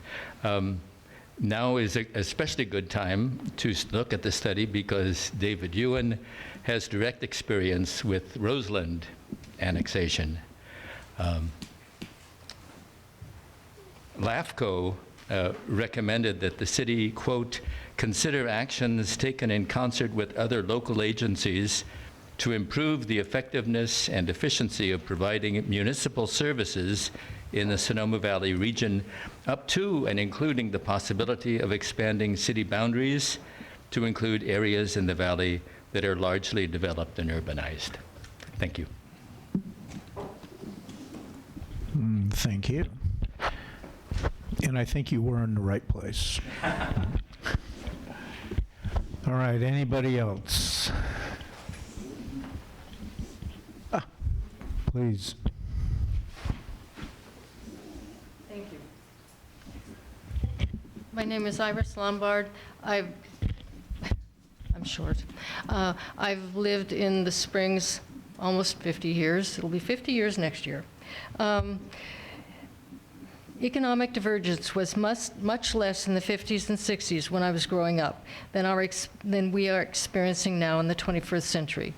I grew up in a working class neighborhood. My family lived paycheck to paycheck, but it was enough to live on. This is no longer true, with working and middle class families experiencing difficulty making living expenses. I love the Springs, and I have lived here, well, 50 years. It has always been comfortable, secure, and welcoming. I want this to be possible for everyone who comes to live here. Unfortunately, it is now only true for some. During the last 25 years, the Springs community has absorbed a significant number of Latino immigrants, many who may be undocumented. They struggle in many ways, living in overcrowded conditions for exorbitantly high rent in relation to their income, working several jobs to support themselves and their families. We also have white families whose kids are living with them far longer than anyone expected. We have a population of vulnerable, low-income seniors. I might be getting there. It is important to remember that vulnerable populations also live in the city of Sonoma. The realization that a combined city and Springs would be the fourth largest city in Sonoma County has changed my thinking on the relevance of considering annexation, or as I prefer, combining the two communities. Because we really are one community. Sonoma businesses depend in part on the patronage of Springs residents. Many businesses and residents in the city of Sonoma depend on residents of the Springs to keep their businesses and homes running. There are city businesses owned by the Springs residents. Additionally, we share infrastructure: fire, sheriff, the school district, and sanitation districts. County governments were and are not meant to govern a city. This has led to deteriorations of conditions in the Springs and inequity between the two communities. Please consider the subject of annexation as a goal for the City Council's business in this next year. And I do want to say that, since I have a little more time, one really obvious thing to me about the disparity between the city and the Springs is the condition of Highway 12. The Donald Gap is egregious, and I really feel firmly that we would not have that problem if we were all looked at as one city. If the Springs was actually looked at as part of the city, Caltrans wouldn't be able to get by with that, in my opinion. That's just one, and it's kind of top of the list here. Thank you for your time. Thank you. All right. I'm not seeing anybody jumping up. So, was there another speaker, please? Justin? Did you want to speak? No, okay. Oh, okay. All right. Well, you're rocking around that chair there a little bit. Okay. Seeing no other speakers, I want to thank everybody for sharing their thoughts and comments and ideas. And so now we have the challenge of taking all of that and developing this year's goals for the city. So I'll thank you very much. And at this point, I'm going to turn it back over to our consultant, Scott. All right, thank you everyone that participated, and we took copious notes from what you said. There were a lot of themes that we heard, and part of our work moving forward today is to look at all the themes that we heard and help the council create their priorities. So the first thing we want to look at is in the presentation, I had conversations with each of the council members. And so I asked a few questions of them, and David, if you could move to the next slide. One question I asked, what's your vision for the city? And since we have quite a crowd of eyes here, I want to make sure I read these, so bear with me so you can hear them all, and because they are kind of small. Historic, small, charming town with traditions and heritage. Enhanced services to the community. A model city for climate mitigation and adaptation with affordable housing. An arts and culture destination. Sophisticated with vitality and energy. Sustainable. Embracing and engaging with the younger generation living in the city, to be known for our parks and recreation, a town with good socioeconomic mix with a small town character and affordable housing to support our whole community, an efficient, well-run city that is inclusive of all elements of our society with opportunities for locals and visitors. I hope those of you who came to the podium and spoke are seeing some of the things you mentioned here in what I asked as a vision. So I think it's really affirming to hear that your thoughts, your perspectives that you've most likely shared with your council members many times have been heard, and their own reflection shows that. Let's go to the next slide. What issues and concerns do you see for the city? Now, again, I asked them a number of questions in different ways to get to this information, and you'll see one in a moment on specific goals that they had. So you can see housing shows up, both short and long-term needs, affordable middle-income housing, increasing the economic diversity, lack of industries, or the one source of revenue being the TOT. Different approaches to future development. City culture, a small town perspective, declining school enrollment, transient community, weekend visitors that put the strain on city and resources, community and economic development, bringing the whole community together, engage all generations, and integrate our east and west sides of the city. Climate preparedness, mitigation, and adaptation, city boundary expansion, annexation, or unification, as we heard. Difficulty accomplishing a vision to act and move forward on things. Financial, revenue generation, management of our finances. Lack of age diversity.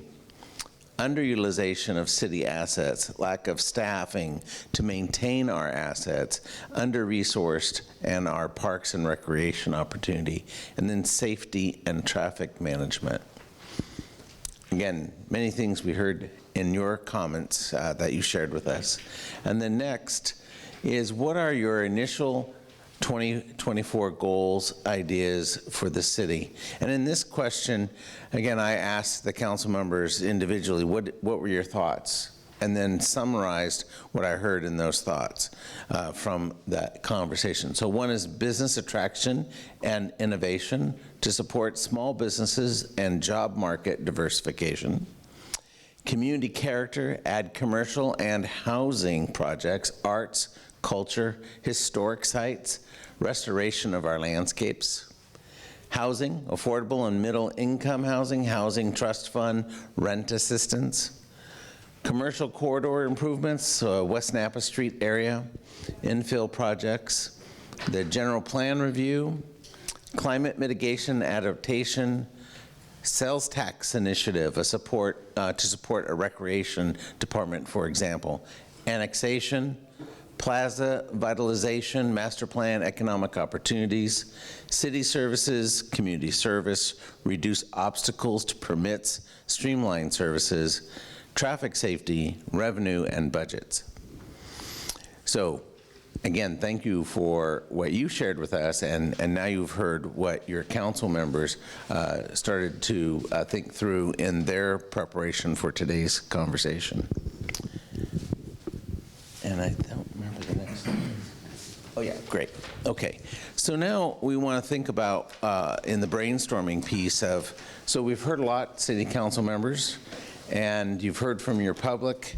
You have in front of you a worksheet that includes what were the 23 goals, and if you remember from David's presentation, he mentioned which ones were complete or in progress or not started. So we want to use that as a foundation of our work. What items do we want to pull in?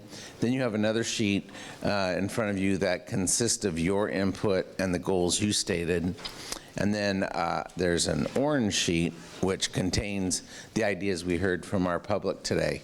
And those will be also correlated back to what we heard. So if you make sure that you have a look at that, I think the other part that would be good for us to look at is what did we hear from our public that is similar, same, different than what you all worked on in your work. So I want to move your attention to, and maybe David, we could just go back to the one that had the goal summary on it. That'd be a good one just to keep up. Yeah. So I think what would be appropriate at this point is for you as council members to reflect on what you've heard and talk about the goals that have been identified. Is there anything in that list in your mind, again, based on what you shared with me or what you have as 23 or what we heard from our public, that you would like to see added to this list as we move through the identification of goals, making sure we've brainstormed them all, and then from after that, we'll refine them and prioritize them. So council members, appreciate your input at this point on what we have written so far.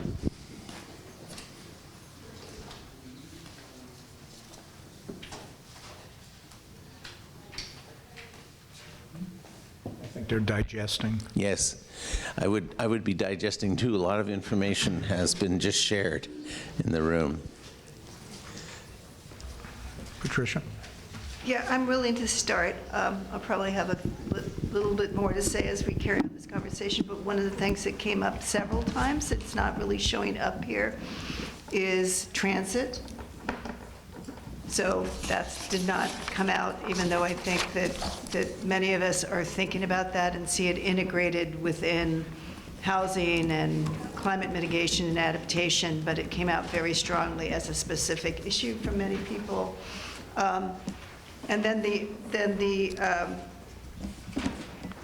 other one that doesn't show up here quite in the same way that we heard from everybody was, I mean, we talk about the restoration of our landscapes, but just the, our parks, park and rec, trees, that is not coming out as strongly on this. I think it's there, but it's not coming out as strongly as we heard. And then I kind of kept track of everything everybody said, and the number of comments were about X or Y or Z, but I'm assuming that we can probably address that later.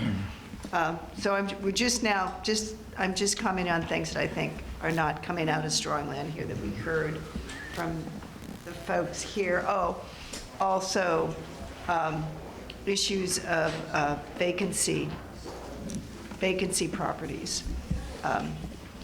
Came up. It wasn't I didn't get a lot. It wasn't as mentioned as much as other items were, but it was mentioned. It doesn't show up here.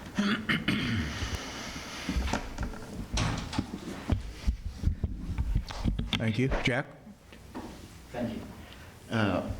Another one is I think that is a social issue and community involvement, especially for the city and Valley Springs and area, and bringing in more people to involve and represent disadvantaged groups, and including, affordable housing, homeless, because they need more help. And also, we need to advocate for that is democracy. Ask everyone to participate. Even if they don't have time, they don't have the chance. I appreciate it today, Mario came and bring a lot of the voices. I know the more voices, but people cannot participate. That is true. Thank you.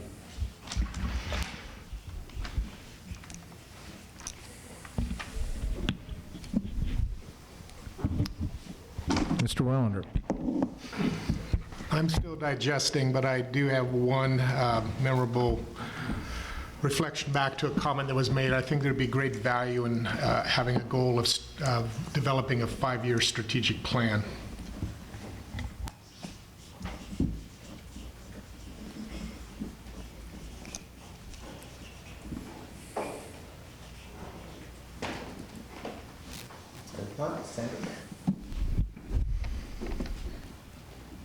Hoping this doesn't make, oh good, didn't make a bad sound this time. I'd like to just say revenue in general. Sales tax initiative is there, but other sorts of revenue that might support some of these other things need to be looked at, and that includes grants and potential bonds, et cetera. With traffic safety, I would add pedestrian safety. So it's safety not just for the people in the automobiles, but for the people on their feet. And then in addition to, let me see, where does this go? In the city services piece, it was written to us, and I totally concur that our website needs modernization, if you will, so that it's more accessible. People can find what they are looking for more quickly. Thank you.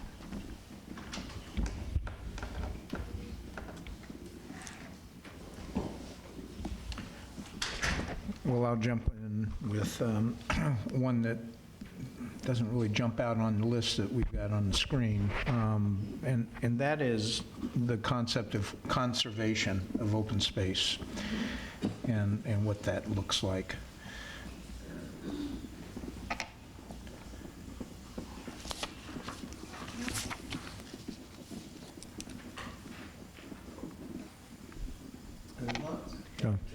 Yeah, and so, this was something that I really talked about when we met, is systems thinking intersectionality, so that as we are looking at all of these issues, and it came out from the public as well, too, and it's more of like how we look at this, that if we're, if we're segregating, if we're compartmentalizing each subject in and of itself, you're not really looking at how this all actually works together and how they each affect each other.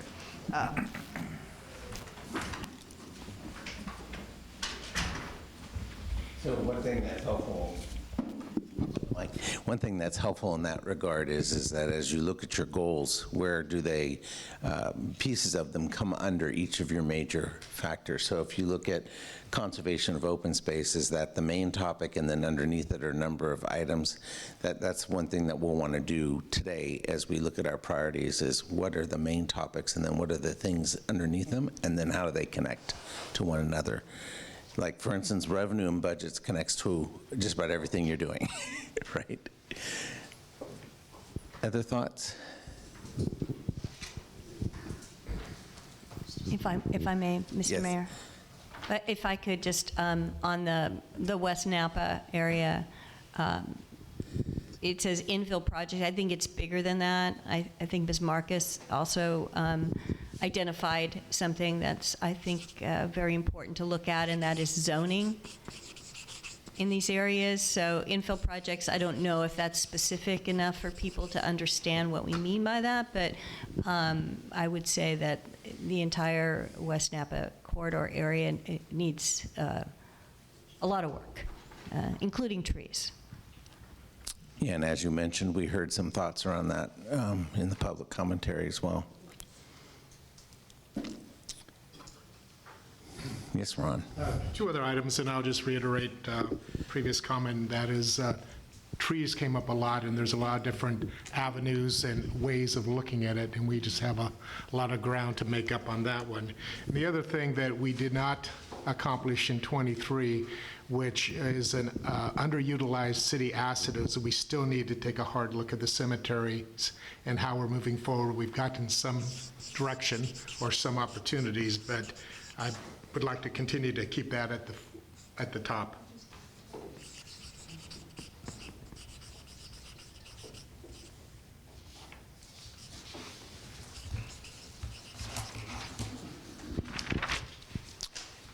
And that was also mentioned under historical connection as well.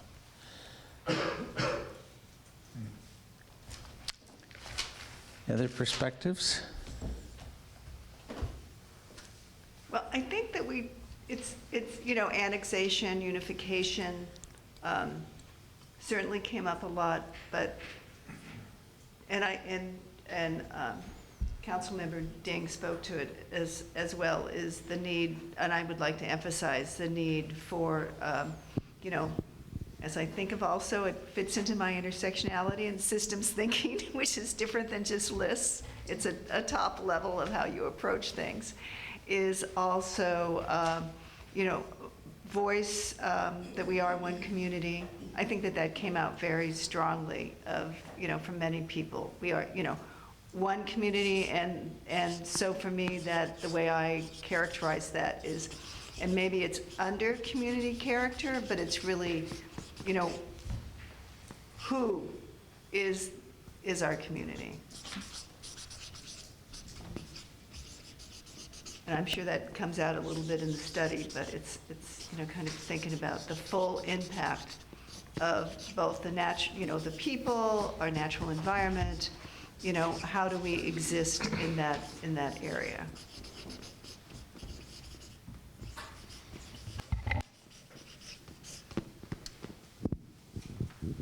Yes, Ron. Again, a comment that came out that resonated with me, given our limited size of staff, would be an ongoing goal of what we call operational effectiveness.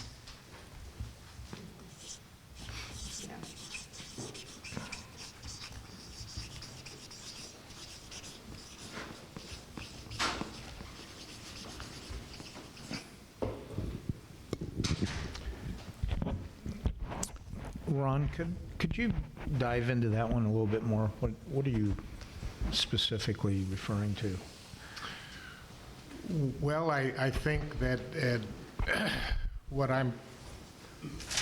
my interpretation of the comment that was shared by public is that, again, we have limited personnel resources. We have certain demands that come from us from various other agencies, whether it's the state or the county. And we have a lot of interest on a variety of topics. So it's a we have staff. Are we focused on the areas that are the priorities? Is this fitting into the goals that we are establishing today or the next time we get together, whenever? Again, recognizing that we don't have the luxury of just keep adding staff, that we, again, strive to collectively, including council, including commissions, be as effective and productive as we possibly can. Thank you.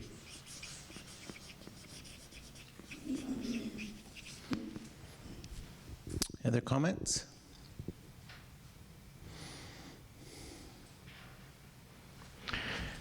My only comment is, David, can you handle all this? You didn't see him like go in shock over here, did you? Did you want to speak, David? Your finger's on the button. Would you like to speak to this? No, I think this is a great conversation, and I think what we're hearing and seeing is there is a lot of commonality and where we can pull this together, and I think that's the next step that we're going to roll into is how do we bring these together into actionable goals. A lot of these might fall into elements of a goal, and I think that's something, a conversation I'd be happy to help support kind of as we go through the process. But to Councilmember Wellender's point, a lot of this is how do we actually accomplish this? So my goal today would be to leave with a clear five, maybe 6 goals, clear goals for me to work on. What I'll do with those goals is align staff, align resources, establish the budget that I'll bring to you in July aligned with these goals.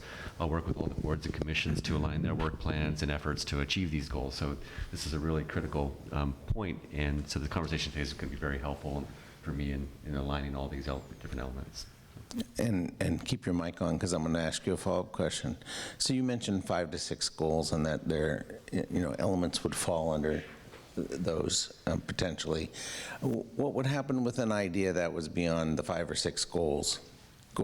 Ideas for 7, 8, 9, 10 goals, right? If we get to 7, 8, 9, 10 goals, I think what we could do is say as time allows, but I think we'd have to be realistic about the capacity of staff, the capacity of our community partners, and the capacity of our revenue and current budget. So I think that's something that we'll have to have an honest conversation about, and I'd be happy to provide that input. Yeah, and that's where the prioritization process that we're going to go through today, right? Doesn't mean that those ideas aren't important to the city. And I think that also supports the comment that Ron made, as well as a community member made about that longer-term strategic plan. Well, and I was just going to say, so the thought of a 5-year strategic plan, which is typically a strategic plan, we're trying to focus on what we can accomplish in a year. And a lot of these things are really gateway opportunities to a much longer duration project or goal or objective. And so, I would think that whatever work plan comes out of our work today, that we would want to take a look at projecting that out so that we know that perhaps in 2 years we will be able to accomplish X, Y, and Z of whatever the goal is, and not lose sight of that. And I think looking at how we measure our success with these things is really important, and being able to define that.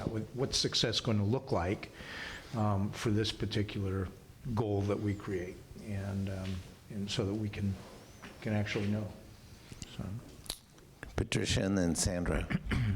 She was first. Oh, okay, Sandra, go ahead. Some of these things, whether we prioritize them or not, they're going to happen. I mean, we're doing our general plan. And with regard to the cemeteries, there is a grand jury report that we have to answer, So whether or not we prioritize those things are going to happen because they have to. So I just want to, think about which things are already in motion, gonna happen, have to happen anyway, and sort of prioritize what, is sort of over and above that, if you will. And then as far as the unification, annexation conversation, even though we're looking at a year goal, that's certainly something cannot be accomplished in a year. By definition, it could not be accomplished in a year. However, I think it's important that we at least put, should the council be so inclined, that it becomes year 1 of something that may go on. Because some of these things are not, they're just not going to be done in a year. So I sort of see the things that are already in motion, going to happen anyway, things that will take longer but need at least a policy statement of support in order to kickstart, and then the things that we actually can, pretty well get underway in a year. So I kind of see them in different spaces. And I think some of the more complex ones we could break down into manageable parts, too. I mean, and I'm sure there's processes that require step 1, step 2, step 3, and what we can accomplish within a year or 5 years, whatever the case is. Patricia? Yeah, and so just to take that a step further, I always function from analysis first before you develop your strategies. And I think that the areas of analysis that we really need to focus on and to prioritize, so we're looking at long-term health, not just 1 year, 5-year health. And I agree with the 5-year strategic plan and how that works versus 20 and 30 year. I know we have that general plan, but I think that 5 years is much more realistic about what you can actually accomplish and what is relevant. 20, 30 years out, things change. So that will address, so the two things, I would say there's 3 areas we really need to have really deep analysis in. Certainly one is climate adaptation and mitigation. Second is going to be housing. All aspects of housing, from affordable to market rate to renters, the full impact, and then of course unification. And so we need to understand what are the real issues that are facing us there, what resources do we currently have, where can we move now, where can we move later, going along with what Sandra is saying, what's already in motion, what's going to take, and as well as Mayor Gurney, what is the timeline that we can set? This is what, if we want really to have, housing for everybody, what do we have to do first, right now, today? And what can happen next year, and whatever our goal, in 5 years, where would we like to be, so that we can actually see that we've accomplished something?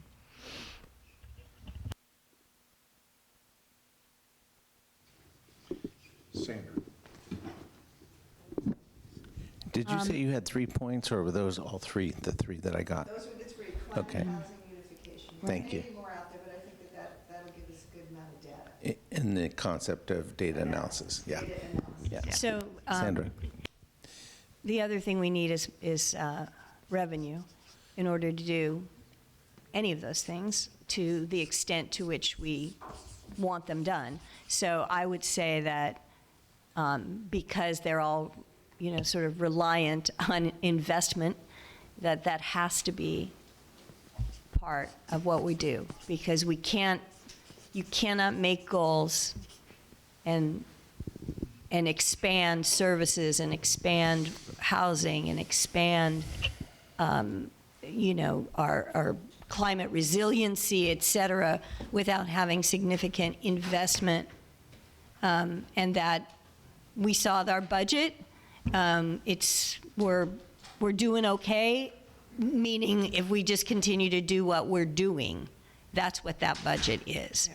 That budget is not a reflection of many of the things that are on this. Now, that being said, some of these things will not take a significant financial investment, and we had heard from the county, for example, that there was some revenue dedicated to, for example, studies regarding expansion of the city boundaries, et cetera, et cetera. So we will be able to capitalize on some of that. But I think we always have to look at revenue when we're looking at the expansion of our services and the expansion of our capital resources.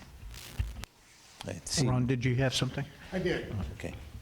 I'm not an advocate of moving into after hours in this meeting, but it just seems like it would be worthy to fold in discussion about the 5-year strategic plan rather than just say, well, that's what we need to do, because a lot of these, as has been shared, are kind of longer term. And I think there is value in kind of, as we are discussing them, kind of looking at that 5-year strategic plan, even if it isn't completed. But it just seems like that dovetails well into what we're trying to accomplish today. David? So what would be important for me is to have some clear goals on where the council wants to achieve in 2024. To your point, developing a plan, each one of these items will have its own analysis and plans. For example, one thing I didn't hear today from anybody, it's not on the screen, is homeless. So we developed a strategic plan on homeless, and that's a multi-year plan, multi-year thing that we can't just ignore and say, we did that.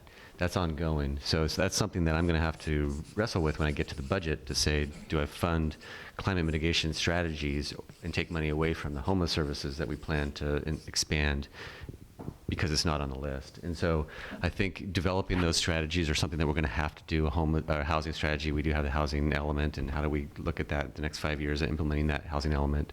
Homeless, again, we have that. The climate action mitigation strategies, what's the long-term plan for implementing those, and what's the funding need, and what are the funding sources? So each one of these, absolutely, I agree we're going to be developing a strategy, but to do just one 5-year strategy, I don't think would really move us forward in that way. I hear the desire and goal, but having those goals and working through those goals and setting those up, and what's our plan, and us bringing that back to you, just like we did for homeless. I think that was a good example of here's how we're going to accomplish this over multi-years and what the need is going to be. Those dots didn't connect, but that's okay. Because I'm not sure what I'm hearing, because we want to be forward-thinking, and there's been a lot of there have been some comments from the public that talks about we need to look longer term. Sure, yeah. And I'm not quite sure why that isn't an appropriate discussion for this setting. Well, I'm sorry, it's appropriate. I think we want to see where we want to go, but I think what I was hearing was having a 5-year strategic plan be a goal versus having goals established that I could then use to create a strategy moving forward to bring back to you. Okay. And then a follow-up to Sandra's comment earlier. There are some topics that the wheels are in motion. But I know that in this first year, you were quite effective in saying, well, if an item is brought forward, that you needed to make sure that you took it through the filter of, is this one of the goals and priorities of the council for that year? So can we just simply assume then that items that are in the works, such as the cemetery, will not drop off your page, and you won't come back and say, well, Ron, the cemetery thing we didn't complete, but it's not on the 5 or 6 that were identified today? Because that, if not, I think there should be a clarity that anything that's incompleted, but yet still of value and of a priority to council, we would like to have a continuation. Yeah, and I think that's where hopefully I can provide a little bit of support in that. What I'm hearing, one of the items I heard was support for Parks and Rec and enhancing that service. To me, that would mean cemeteries, the Plaza Master Plan, recreation programs, working with our partners, all of that fits within that goal. So if that was a goal of the City Council, is to further and enhance our Park and Rec services, cemeteries would be part of that, and I would move that forward because it is a recreation, or it is a park asset to the community. That does come along with what Councilmember Lowe mentioned in terms of revenue requirements. So that is another layer that we have to address. But I would try to help say that broader goal of enhancing Park and Rec services, I've already written down the things that you're saying, cemeteries, Plaza Master Plan, everything that people brought up, I would wrap into that. For example, climate is another good example where we've talked about transportation, trees, different strategies. Those are all in those climate strategies that if council decides that climate mitigation adaptation and implementation of those climate strategies is a goal, trees and all those other elements would fit within there that I would make as a priority. So I just want to try to help kind of bucket that to say, to your point, council members, that those won't get lost. I'm going to make sure that they get wrapped into one of those goals. Patricia. And if something gets left out, I'll let you know that that's not anywhere. Patricia. And I think a way we can address the concept of a 5-year plan without giving you turning this into a 5-year plan is in our priorities, we can start saying these are things that what we know that this is long-term. This is not short-term. Yeah. And for me, unhoused fits into housing. So that's, whenever I think of housing, it's the full range. Those that are unhoused to those to market rate housing, the full range. That's a great clarification that is helpful to me. So if that's how council wants to look at that, as we develop these goals, if we could be very clear about that, that helps frame the breadth and resources that we'll need. Yeah. That's exactly what I was going to say. That housing includes people who are facing housing insecurity in some way. And Jack, you're good with that? Thank you. Okay. And the long term is very, very strategic. What is successful for us to managing the city is a long term. Long term, that means build up the potential for the future. And for example, in the trust fund and affordable and housing the trust fund right now, we do have significant amount, and we needed to take very serious study how we can spend next 2 years and 5 years, and then because also the timing time also is at a value. If we can start in the early, maybe inflation, or we can catch up in some way, and we can make full use of the fund. And as to the long term, I support investment. Investment that means building a future asset.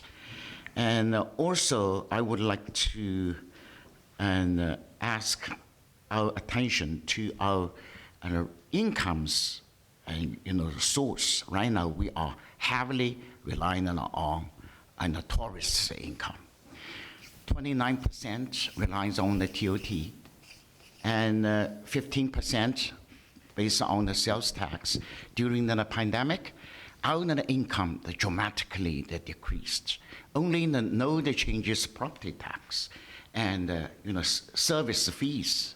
That is very dangerous. Thanks to the federal relief fund, give us $2 million, so that we can recover quickly. But we cannot expect always federal government and state government available at our difficult time. So I would like to suggest we can increase our reserve fund. Of course, yeah, we have an emergency fund available. The numbers so far we have, it's very, very, the optimistic, but we shouldn't pay attention, because we heavily rely on that, and we should diversify our, the opportunities and the risk to avoid any in the risk. So maybe I think one of the ways to approach that, because of course revenue is crucially important, and diversification, and how are we bringing in other businesses. I do believe a lot of things that we're trying to do actually end up making Sonoma more attractive for new businesses to come in. I mean, so I think the business community, housing is crucial. For our restaurants, housing is crucial. So I think as we're also, as we're looking at each of these priorities, we're looking what are the potential revenue sources we have to depend on for that, and where is there need to be further research, resources done into grants and other things that might help us do that, so that we look at each one's of the goals, the finance viability, how viable is financing for these goals. Not to get rid of a goal as we said it, but just so that we understand that and we're clear about that. Housing's a big one. We know that. It's not going to be easy, it's going to be hard, but I believe that we have the capability of brilliant minds, innovation, and diversity of thinking that's going to allow us to actually, make some accomplishments there. But it is going to, of course, it's going to take revenue. We're going to have to move a few, kind of things around, percentage points here and there. Anyway. It also reminds me of the comment about partnerships that you can partner with to achieve some of those goals and strategies. Okay, any other comments on this part of identifying what we've heard, and is there anything missing? I'm sure you all took some notes as to what we heard from the public. There was one thing I didn't hear, which was a comment about, is it the Overlook Trail? That I heard that comment made a few times. It's in there now. It fits in with the whole conservatorship and all of that, and Yeah. Parks and Recs. There's a Parks and whole, Rec, yeah. that all will wrap up Okay. into that. Is there anything else that showed up from the conversation with the public that is not yet reflected in our notes?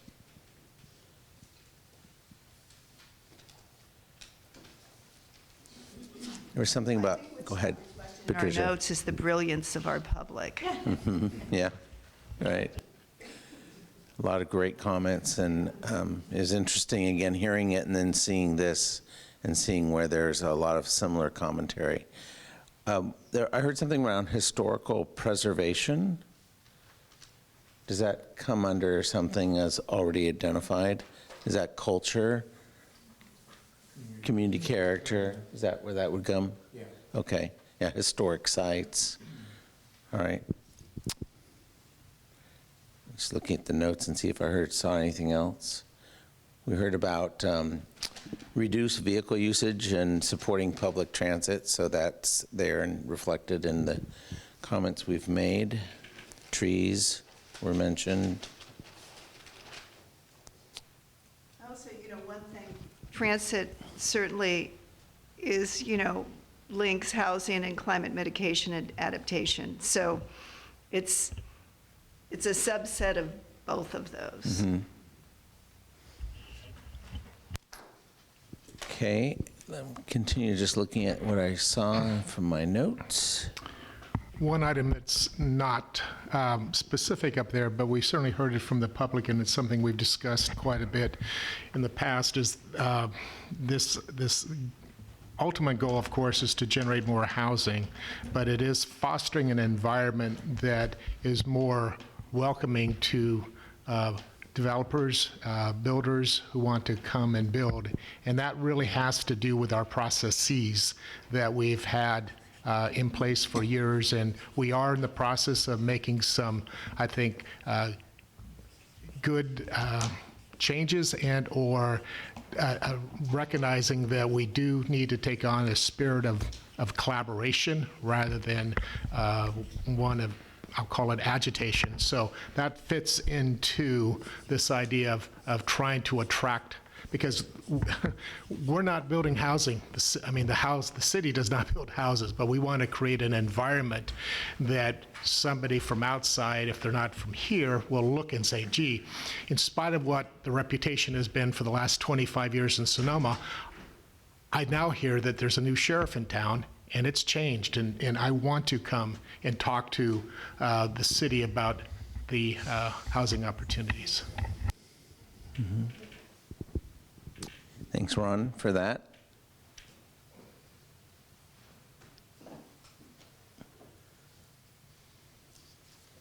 Okay, looking through my notes, I think you've either commented or added items from what we heard. So I need to move the sheet so everyone can see them. Then we want to talk about how we're going to move to the next step of conversation. Yeah, under climate mitigation and adaptation, the Climate Action Strategic Plan really addresses many elements that fall under that. And I guess I don't think we would lose sight of the strategic plan that we just recently adopted. But I'd want to make sure that it's in front of us. Yeah, that was the action plan, and then there was a comment about funding the recommendations in there. Right. Okay.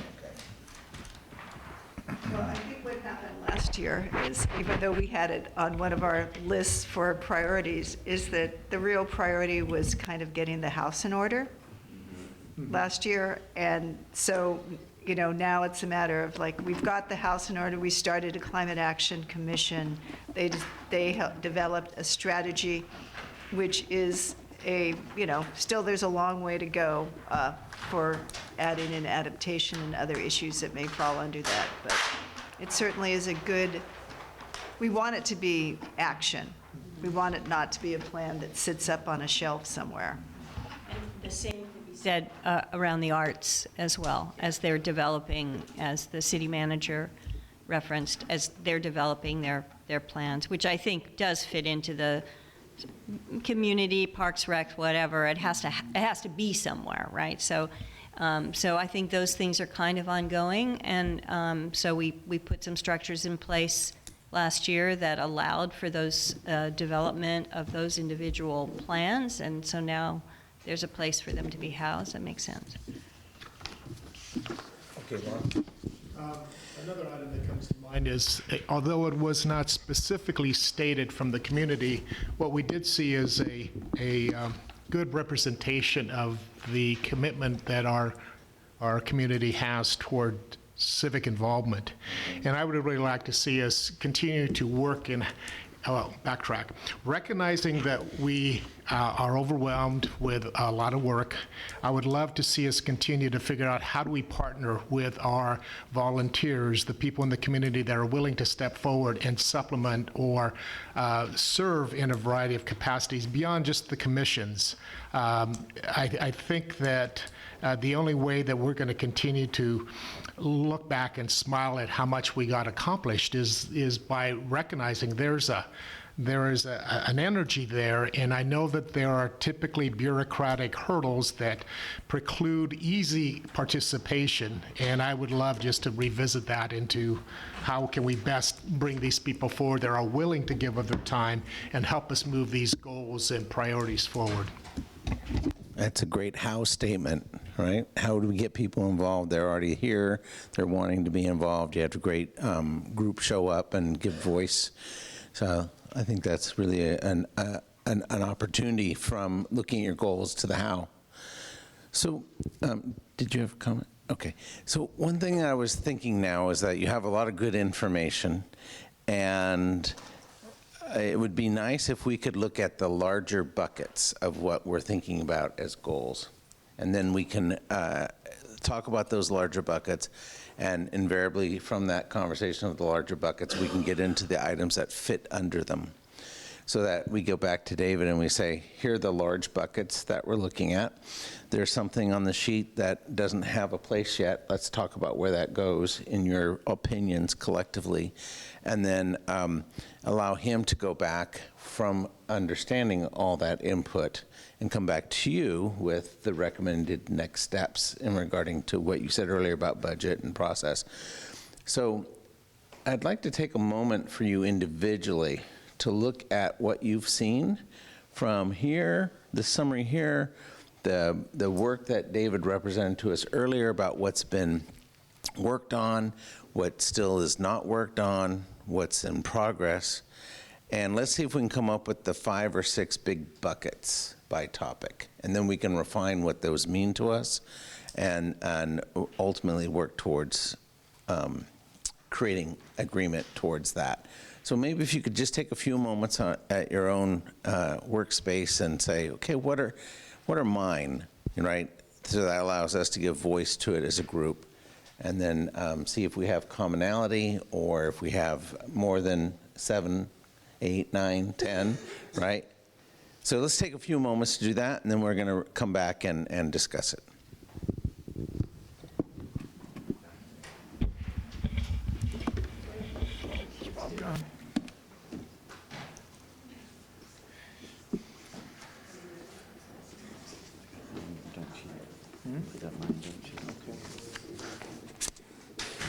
Are you all sure you're ready? Is that? Yeah. You're off? You're good, Jack? Okay. What about over here? Do you need a little time? I would take a bath. Yeah, or you can talk really slowly. You need a little time. Yeah. We're going to give you that time. Okay.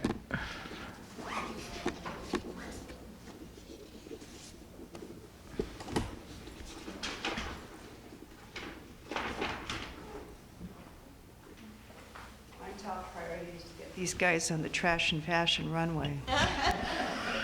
Well, I already heard John Canadian. I want to do it. I'm in. already in. You're in. How do I get in on this? I never got it. Yeah. We just have to find someone to make you Make you a costume. That'd be fun. Mm-hmm. John might know a few people. Yeah. You all go up there, I'll be Edit.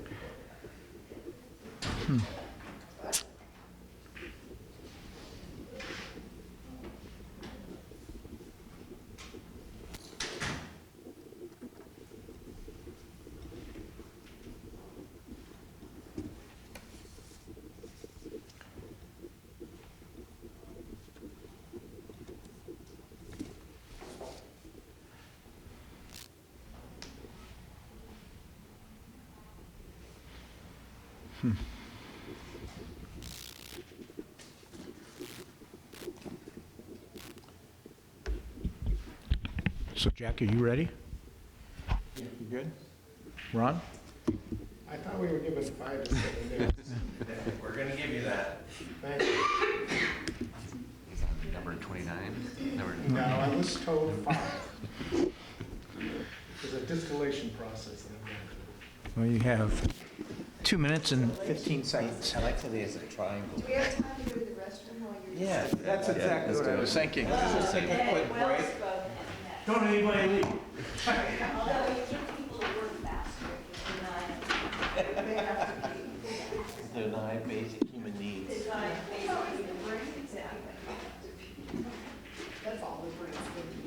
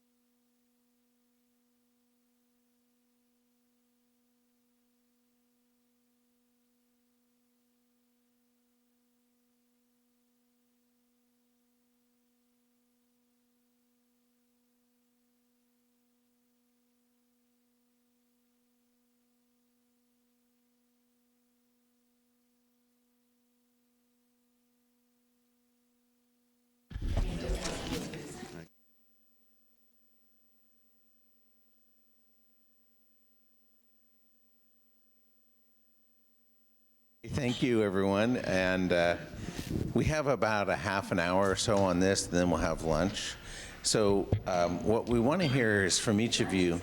And there's soup and things that are temperature sensitive. So, and it said working lunch. I'm just. Yeah, would you rather do lunch now?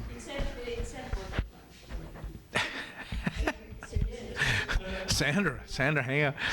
We better make sure Sandra has lunch. That it's there, and if you wait a half an hour for a lunch that's already there, it's not as nice in a half an hour later, you know. And you know how hotel gets. Yeah. So we can do food and then work through this, 'cause I think we'll be able to work through this fairly quickly. Okay. Bring it back to your table. All right, we're going from recess to lunch. Working lunch. Yeah. And was it all there?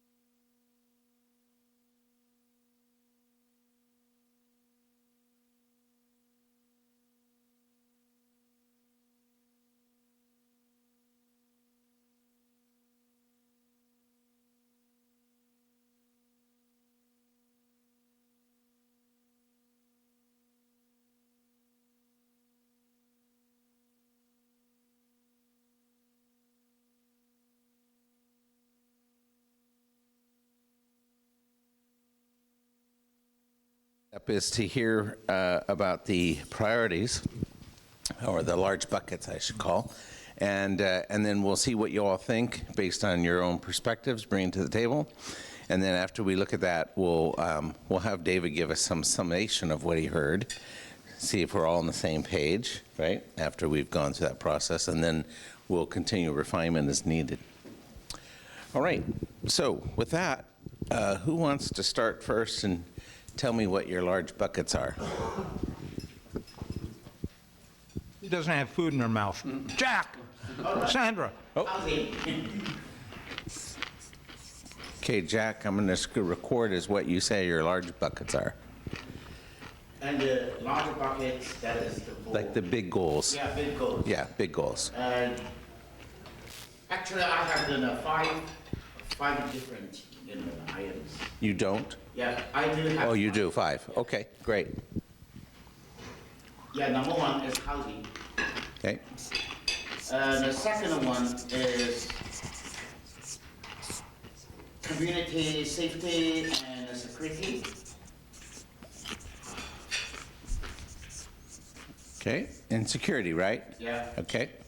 Number 3. Third one is community involvement and something like a full spectrum. You said full spectrum. Mm-hmm. Okay. Fourth one, long-term strategy. Strategy, right? Okay. Last one is annexation studies.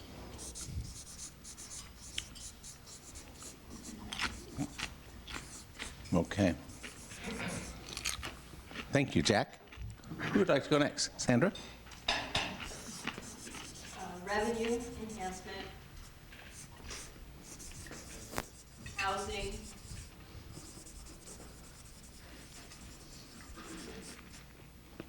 Yes.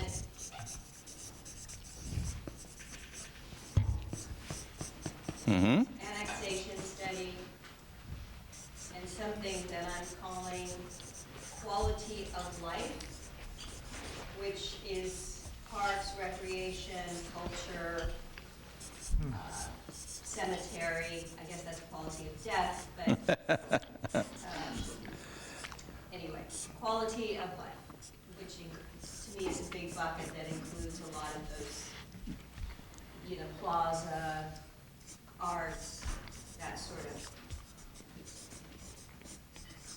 Big bucket. Yeah. All right, who wants to go next?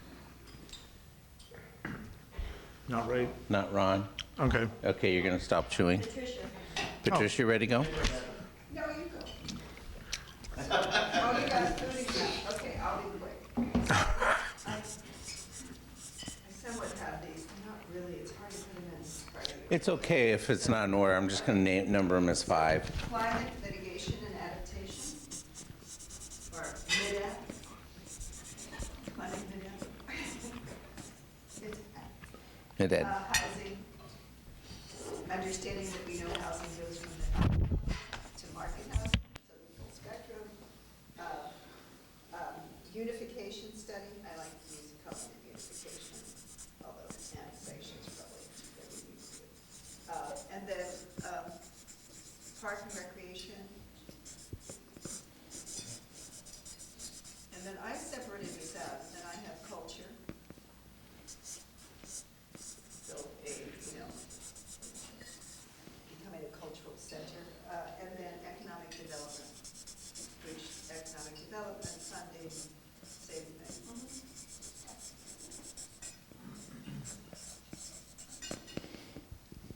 Okay.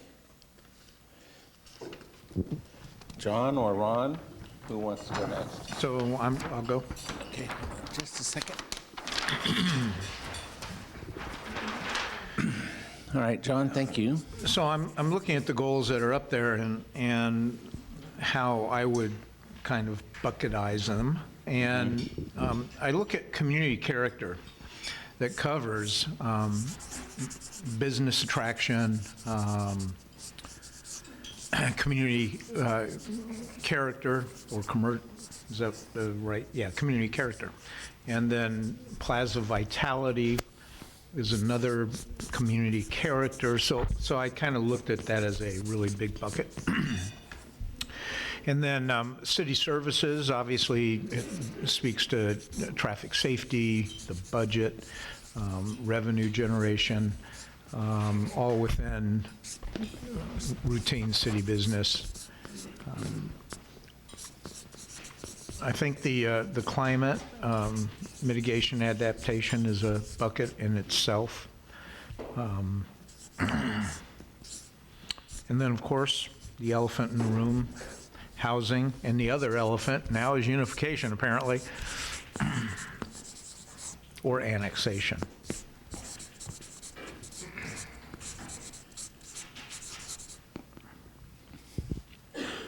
Did I catch those appropriately? Yeah, I think Okay. so.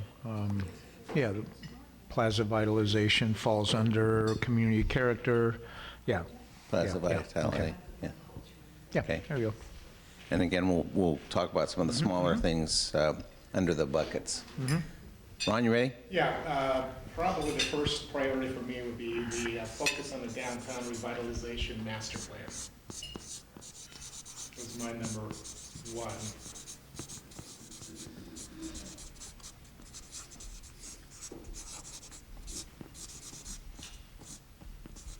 Okay. And my second number one is 1.2. And I've kind of captured it in a very broad sense, but it too is housing and what I call infill development, protecting the small town character, recognizing that we have within our UGB, we have opportunity of infill. We just need to do it well and right. So that's my number 1, 2. Then it's been said before, and I agree with that, I just coined a little different, revenue diversification. That we need to continue to look for ways to garner money. And then the next one is, the subset under climate is a tremendous emphasis on trees. So that's huge in my eye. And this may be considered a subset under my second number 1, housing, and that's okay. But again, my goal is to continue to nurture a true spirit of collaboration between those that design and build and those that review and permit. So again, a welcoming environment for people to come in and want to. And I can't count to 5, so that's all I got.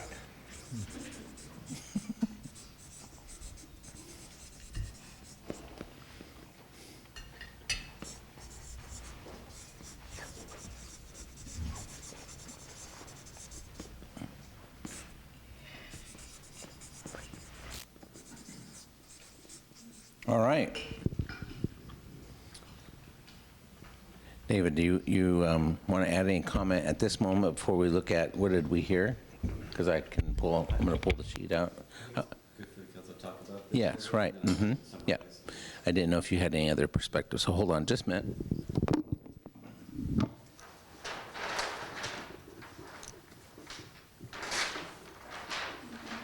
So as we look at the large buckets, we want to see, well, okay, where's some of the common language that we heard? And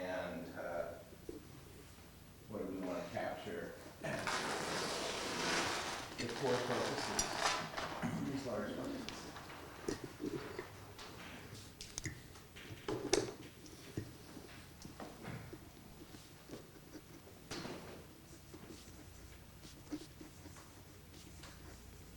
Okay, perspectives?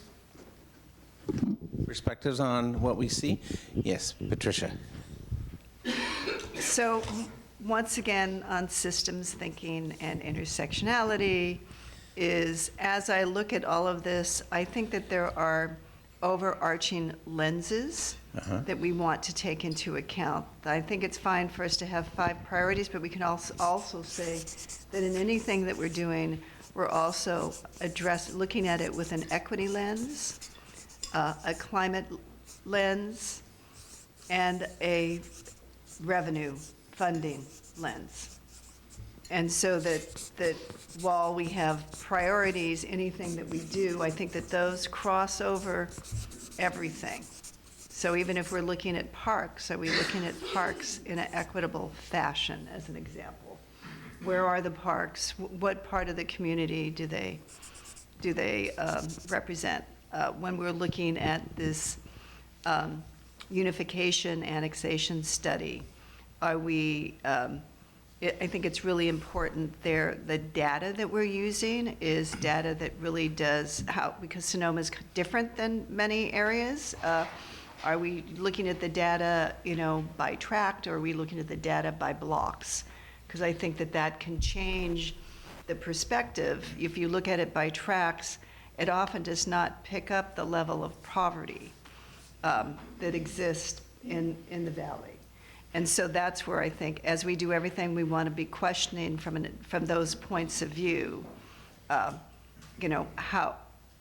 are we, it helps us define the how. We know what the whats are, but those help us define how we do it and, who we're affecting. What are the externalities that happen as we're doing these things? All right, thank you. Other comments? Jack? We seek long-term sustainability, including, actually, Patricia already mentioned. My understanding of the 3 factors and the need and combined together and well balanced. That is, and economically, socially, and environmentally. If the 3 items could be balanced well, and then we can move forward on the right direction. So basically, this is very big, three categories, and we need to put in each one and balanced and also carried out in the cities, those kind of spirit and legacy. That means independent and loving and also innovation. Yeah. Thank you. Mm-hmm.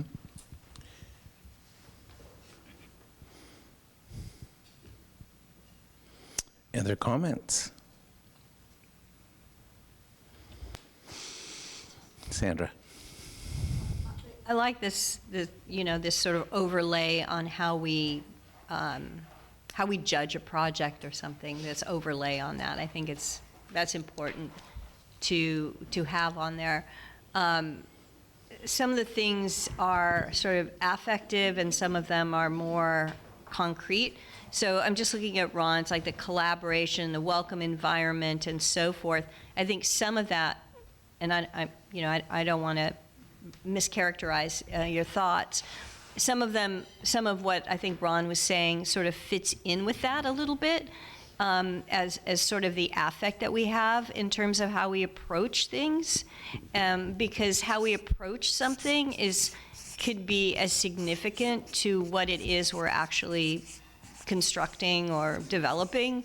So I don't want to lose track of some of these affective filters that are being brought up as a way that we just sort of judge the effectiveness of the product that we're seeking.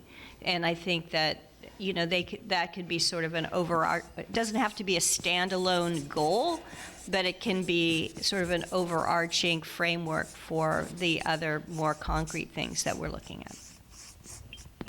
Thank you. Other thoughts? I was the only one that didn't reference the elephant, so I'm going to actually use a different animal. I loved what the community said was the word unification. And I guess as long as I've been living here in the town or in this area, starting with actually living in the Springs area, I always was pushing for unification. And to me, we have taken steps in the last few years in particular, where we are giving opportunities for voices to be heard in the city setting. So I guess where I'm at on The unification is the idea that we continue to do what we can to welcome, support, unify, participate. I just am too much of a pragmatist about the idea of annexation when it's, and maybe I'm just looking at it through the wrong lens, but does that mean we have 2 development codes? So we do curb, gutter, and sidewalk in the old city, now in the new city, and then you start thinking, oh, we do curb, gutter, and sidewalk, but then we start cutting down heritage trees, significant trees, in order to achieve that. Or do we, you know, how do we handle that? So I love the idea of us being one unified valley. I just am, in my mind, thinking at this point in time, I just think it is a little bit disingenuous to think that we can actually achieve it in a future period of time, just given some of the pure realities of what's going on. So that's just my 2 cents on an elephant. Patricia. Yeah, I mean, so one of the things that I think is important, because I think what we're advocating for is a unification study. And to me, I think what is really important is, because we talk about unification, is like, once we're doing that, what are we really trying to achieve? What are the goals that we want to achieve by unification? And then doing the study and saying, is unification what's going to get us there? Or is there something else that's going to get us there? So I think that that's why it's important to do. I think basically what we're trying to do is look at the sense that many people have that we live in a very divided valley and the inequalities that exist because of that. And what we're trying, you know, we're trying to recognize that there's a good portion of the population that service the city that are living in very poor conditions. And how are we addressing that? How do we give them voice? So, you know, and that's just an example. I'm sure there's a lot more to that, but I think that's what the study will help us do, is how do we frame what we're actually trying to achieve, what exists, what would it take to do it? Is unification the right approach? John. So, you know, we're putting this in the context of a study currently, and I'm not sure that that is something.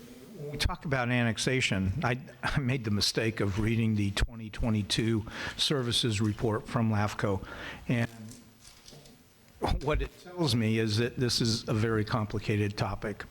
Multiple boundaries to deal with. They made recommendations that we completely ignored for whatever reason. You know, nobody wants to talk to Mr. Frank and hear from him, so we allow the island to exist.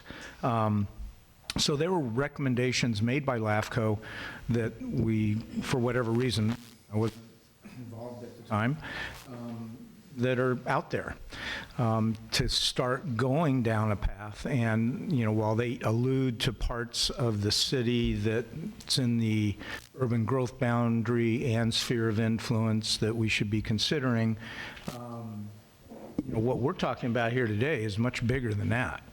And then we hear from proponents, you know, and it's interesting that, you know, why isn't the county driving this topic? And the answer probably is because that area is just underserved, and the county has managed to function that way for as long as they have. And but you know, if it's important to the community, why are the community members not going to Susan Gorin and saying, look, we think this is important, and push for that from the county's perspective? You know, we're picking up the ball and taking a leadership role to look at this issue, and you know, in light of the historical experience with annexation, where everybody talked a good game, and then when it came down to really a vote, that it failed 2 times. And I'm not convinced that that wouldn't happen again, because we're hearing from a very small number of people. So, you know, when we talk about doing studies, I think there's some work that we could do before we even get to that, I guess is where I'm going. And I don't mean to get into the weeds on the concept, but you know, there's a lot of things I think we need to do as we look at that topic. That's all. whatever that was about. For the time being, I think, before any kind of the unification or annexation, that is maybe 10 years later. But a more important thing is, for the time being, is how we can provide more services from the city to the valley. Actually, we are not doing that right now. For example, and the homelessness issue. Everybody thought, our center is in San Francisco, in Sonoma here. Actually, we serve the whole valley, and also in the hospitals, and the covered everywhere in the valley. And the good thing, last year I know the hospital and gotten $3.1 million from the state treasurer of Fiona Ma and an office. That based on they purchase the facilities, and then we work together. But because initially I led them to connect to each other, and the couple of months later, they said they got it, and then that is a fantastic. That means the cooperation between the city and the valley we are not doing, and this is kind of the mindset. If every time we can, the thinking, we are together. That would be the better, and the values of the people will get more than the benefits. Thank you, Sandra. The topic of revenue, which I will always come back to, it's not just about providing services to the valley. It's about the revenue that we could potentially gain as a city if we were pulling in the TOT, from example, the Sonoma Mission Inn, which is one of the largest revenue generators in the county, not to mention the new hotel that's going in where Paul's Field used to be. So what we're doing by not looking at that is we're ignoring some major funding sources that can stay in the valley, and instead allowing those resources to flow up to Santa Rosa for people to go and appeal and hopefully get some of it back. And so it's more than providing services out of, our budget to the county, maybe, or is it better to absorb the revenue that is generated within that area, and then seeing if we could do a much better job at providing services for the area with the revenue that is already there. The numbers may come back and tell us that the answer is no, but we have to ask the question. We have to ask the question, because if we don't, we're ignoring the fact that we could be providing a greater level of service for people who live and work in this valley by not considering not just what we want to spend, but what we want to gain from the annexation. The study that Mayor Gurney referenced was one that didn't really look at population centers. It looked at lack of population centers, actually. And so there wasn't much of a drive, because there really wasn't anyone particularly who was going to speak for the area, except for, Traintown, which was happy not, there's no one that actually lives at Traintown except for those animals and so forth. But the area that we're talking about, people do live there. And that's the difference. County services primarily were set up for areas that were sparsely populated. And what we have is the most densely populated area of the valley, relying on a county service model that typically is not what serves a population center. So we've got a mismatch. I don't think anyone designed it that way, but that's the way it is now. And I sit on LAFCO, and so when the service document was prepared, it was prior to my service on there. But I have seen a lot of reports and so forth, and I think we're missing an opportunity of a lifetime in terms of the revenue and the services to the people in our community by not putting it forward. Oh, one second. John was Let me just I'm not disagreeing with what you're saying. We don't know what the question we want to ask is. That's what my point is. So anyway, and whatever conversation we need to have to figure that out. Patricia.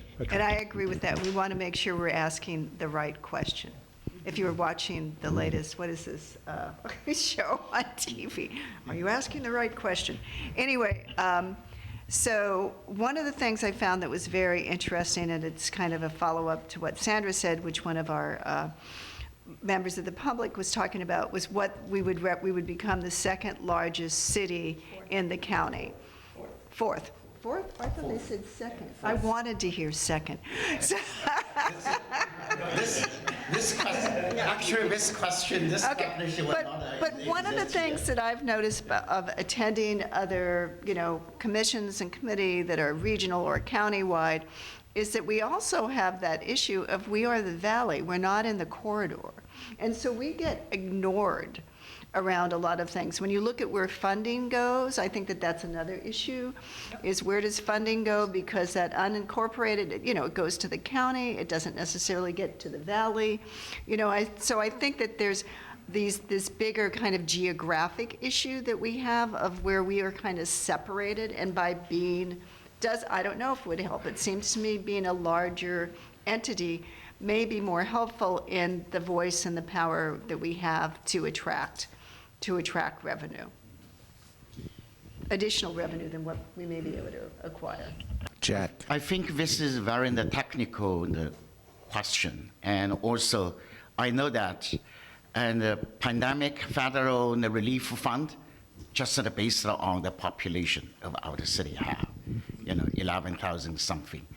Basically when we receive this money and we serve city and also beyond the city, that is how we can address our issue and based on reality right now we have. So it is a technical question, but if we can solve it and we can get more support from outside, that is very, very important. Ron. Whatever direction we go regarding this topic, we all agree that it's quite a period of time. I'm going to be a little bit optimistic that with the successful election of a new supervisor who actually lives in the valley, may indeed be a little bit more effective in terms of representing this 25,000 population. And I hope that she's able to do that even if we go forward with ultimate annexation, because I haven't thought through a lot as far as whether or not the valley is the most dense or most populated unincorporated area in the entire county. I think of places like Guerneville, which I don't think is a city. So there are other places that are represented by other board of supervisors. I'm just going to be very happy to vote for Rebecca and hope that she's very effective in these ensuing couple of years, that she will again bring a greater sense of importance to our neighbor, and anyway. So based on what I'm, again, hearing and seeing, there is commonality around that one bucket, right? There's interest in, the word I heard was study of the annexation unification. Would you agree that that's what you're hearing, that that would be one of your buckets? It's a talky little topic for all of us, yes. I mean, I was looking. That's what I heard, but I just want to, just a little bit to Ron's point regarding, without talking about the actual individuals involved, and I agree with everything you're saying, by the way, with many exclamation points. However, what's also happened is the shrinking population of our region, Region 1 or whatever, it's Supervisor District 1, in relation to others, has extended the boundaries so that it encompasses quite a lot of the city of Santa Rosa or the environs off the city of Santa Rosa. So that, it's a complicated matter. So in prior years, we had someone who lived in the valley and we had a valley seat where the boundaries of that we were the main population. We are no longer. So even if you get someone who's from the valley representing that district has changed so much that we are no longer the main focus of it. So it's just, there's a lot more to it than that, although I do agree with your general comments. Thank you for that perspective. I appreciate it. Okay, so I made that statement about the maybe one bucket is that issue, and anyone want to speak that isn't? Patricia? Oh, no, I'm not going to, I was going to move on to what are the ones we can put aside that we all agree on. Yes. Right? Right. And so go ahead. So I was, housing clearly is on every single one of our lists. Yes. And climate is on every one of our lists but one. I don't think it was on Jack's, but.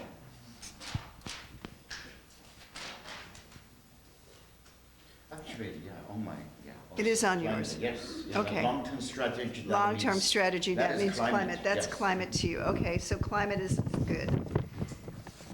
So these are the ones that we all agree on. And then I think that there's, and we all describe certain things differently. So I think that would be good to kind of get into this culture, park and recs, the, conservation easements, character, community character. Like what are we calling that? Because I think people spoke about the same thing in many different ways, but I could be wrong. Right? And I think That's why I said quality of life, and Yeah. I think Ron said something also that was. he talked about community safety and security, community involvement. Similar. Yeah. Community character or culture or quality of life, we all sort of named it something else. Yeah, it's showing up pretty consistently. Community character. Is there one terminology that is resonating more than another for that category for you all? And I just miscellaneous. Well, up here it was called community character in a broad stroke. If I could just push back on community character, only because that particular phrase is a loaded phrase to some people. And that's why I tried to think of something else. Like quality of life. Right. Yeah. Because for some people, it means a lack of inclusion. And I'm not saying that is far and away not our intent. Right. But I think if you name something using those sort of loaded terms, it will trigger people to think that's what you mean. So I would push against something that has community character as an overall title. Patricia. Yeah, I would agree with that. I like the quality. I was wondering whether community culture, I like the quality of life, and then I understand culture, arts, plaza. I actually want to dig into that plaza piece and whether that gets separated out, and whether there's a separate park and rec. Let's have that discussion that's separate from the community culture, that is more for me around becoming a cultural center, making sure that we are taking advantage of what we have already, both for attracting business and also for enhancing, the quality of life of people that live here and visit here. But I think that to me, the park and rec, and I could be wrong, is a separate, like having a park and recs department is a separate, it kind of folds into that, but I think for us to make it a priority, it would have to be separate. I could be wrong, but so I just want to have that discussion. Ron. Yeah, I would wholeheartedly agree. I think that in terms of the discussion we've had in the past about the value of protecting our Pearl, the revitalization of our downtown, that's an independent project. That would not necessarily be best directed by Parks and Rec. I disagree with that thought. Now, that doesn't mean they wouldn't participate and couldn't be part of it, but I don't see the appropriateness of waiting for the development of a Parks and Rec, which how we're going to fund that, we don't know yet. It's a desire. We hope that it's going to happen in the future. But I really would like to suggest, given the magnitude of what could be this downtown and revitalization enhancement project, given the scale of it, that's a justifiable element all unto itself. And I think that there's potentially enough return on investment to justify that. Other perspectives, John? Shoot, I was just wrapping my head around intersectionality and all these Yes. things. It's all happening, but now we want to change what we're calling everything. Anyhow. That's funny. By the way, intersectionality was a term that was originally brought on by African American women in the women's suffrage movement. I always like to make, because people think of it as like a new environmental term that white people made up, but it's not. For a long time. A very positive the term, the quality life. Actually, I put on the quality life. Yeah, that is very good term. And in addition to culture, arts, and don't forget our history. Sandra? I mean, that's what came to mind for me, so obviously I like it, but I thought it was a good catch-all for a lot of the things I heard, including the hiking trails and some of the other things, which I think fit a little bit into the climate piece, but also the 40,000 visitors and residents alike love, the Overlook Trail, and that's a quality of life issue for me, that, as much as they like the arts, and so I don't know. I think that this park and rec thing and the plaza, the plaza sort of is this, it maybe goes into the lenses thing or some other separate thing, because you're right, it is so important to everybody. It is sort of our defining building. I mean, when it was the first slide on the pictures there. So maybe that, has place in several different things, but quality of life underneath it could be the creation of a recreation and parks department, which addresses some of those things, but also could extend to some, the hiking trails and other things like that. Anyway. John, and then Ron. So, if I remember a year ago when we were doing goal setting, quality of life was actually a term that was very prevalent, and now we've kind of just moved to a whole different terminology for whatever reason, but I like quality of life, and I think we all can agree with that. And I also agree that that the things that fall under quality of life are the things that we're talking about. It is the parks, it's the clean bathrooms in the park. And so it's all those things that contribute to a well-being and an appreciation for community. Yep. And also, we needed to mention about the community security and safety, because more than the 60% out of the money that folks on the fire and the police, we should have put in the bucket. Although everything is fine, everything is fine, but that is the major part of the resource spent.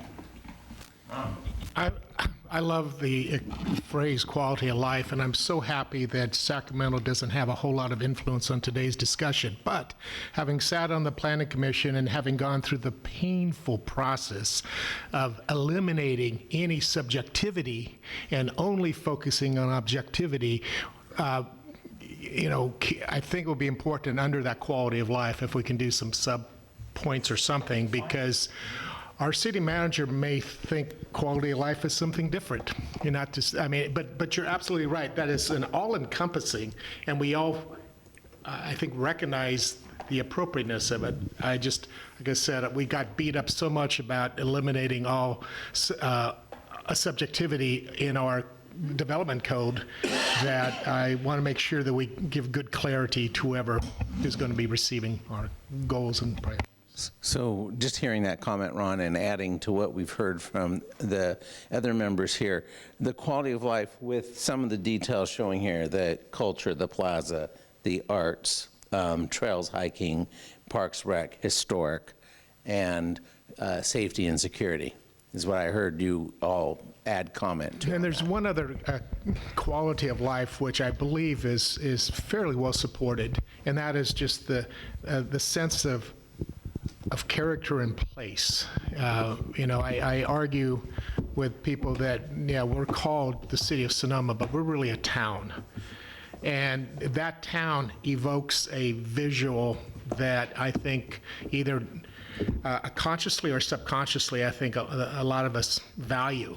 And so it's something where it's part of quality of it's part of the quality of life that I appreciate of Sonoma, but I'm not sure. I want to make sure if it's in agreement, that we can capture it somehow. So when I think of that picture, what I would like to move a little bit away from character, and that the picture of, and I understand the historic importance of Sonoma going back tens of thousands of years, not starting post-colonialism, not 1835. But I think at some point there was some brilliance, or however it evolved, of the plaza being there.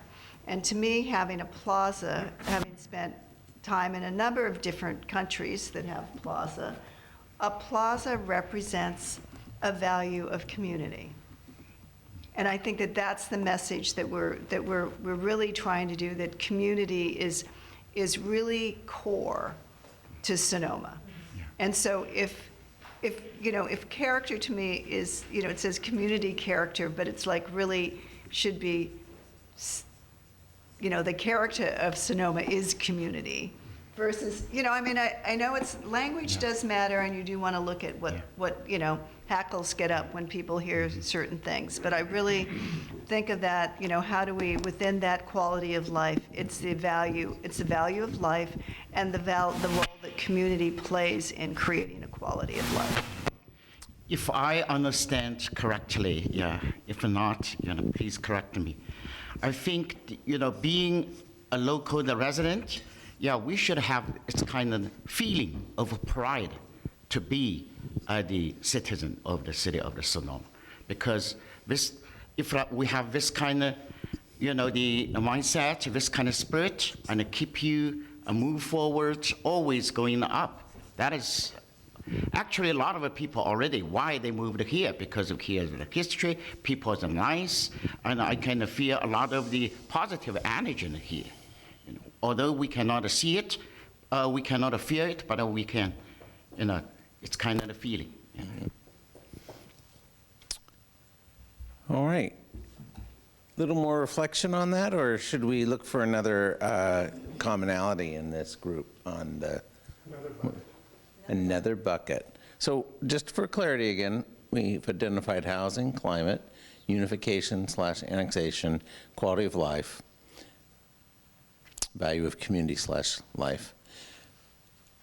What else shows up for you on the list from your feedback? Something to do with money, economic development or revenue. Yeah. And and you need to spend money to make money, and that's just not an old saying. That's the truth. So would you? There's a number of ways it's showing up here: revenue diversification, economic development, revenue enhancement. Would you all want to settle on one term? What sounds good to you? Let's hear some feedback on that. Money, money, money.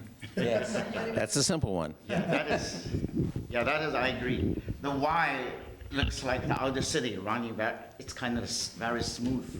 The reason is we have, the money compared with the other city. More income per capita. We have the 22 or 25 million. Per capita wise, is very high. So a lot of the issues and difficulties didn't show up because we have no money. Never gotten any big problem.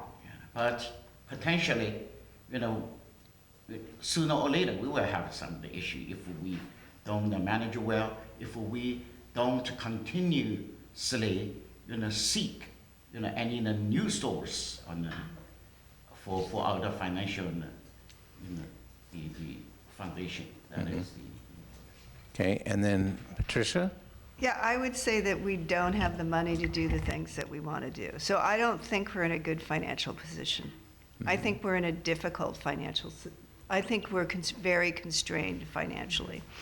And although we may be able to balance a budget to do housing, to do climate adaptation, that's all takes resources. So when I look at what's the term for all of this, when I think of economic development, I think economic development is, in my mind, creating long-term streams of revenue. But I think the other thing that we want to do, as well as economic development, is identify financial resources. So whether that's grants, federal funding, all of those different things, that we actually need the money and the time to have the resources to go out and look and manage that process. So I see those as two separate buckets under the need to, we could do increase, the revenue side of our, of our budget. I mean, maybe that's, but underneath it, we're looking at, all the sources that are available and economic development for to build economic development for long-term new streams of revenue.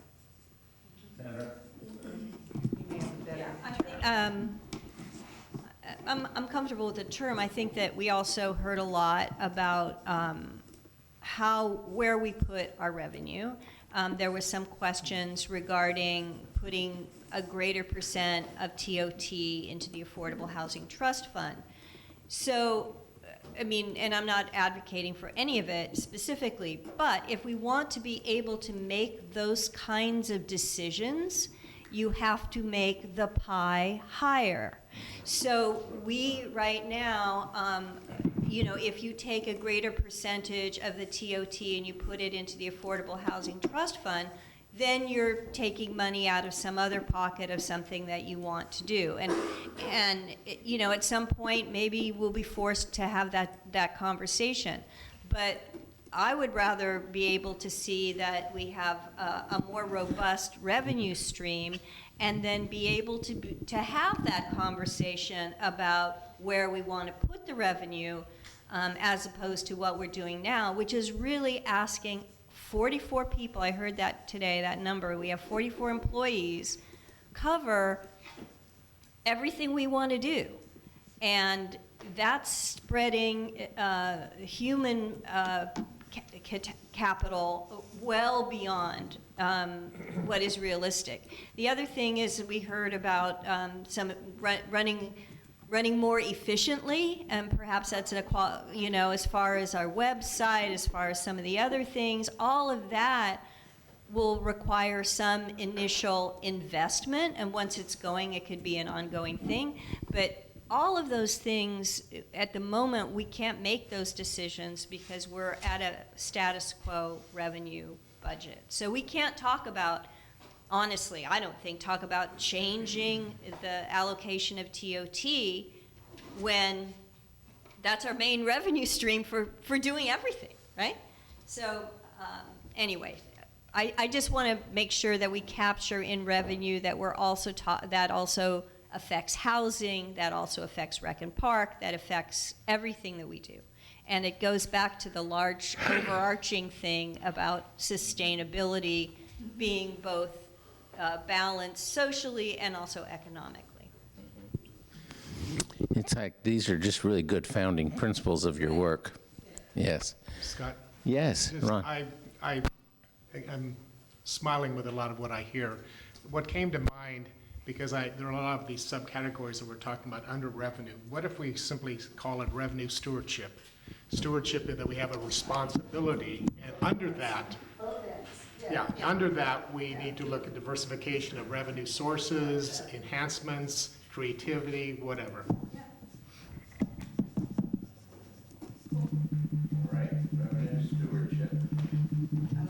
Yeah, I like that.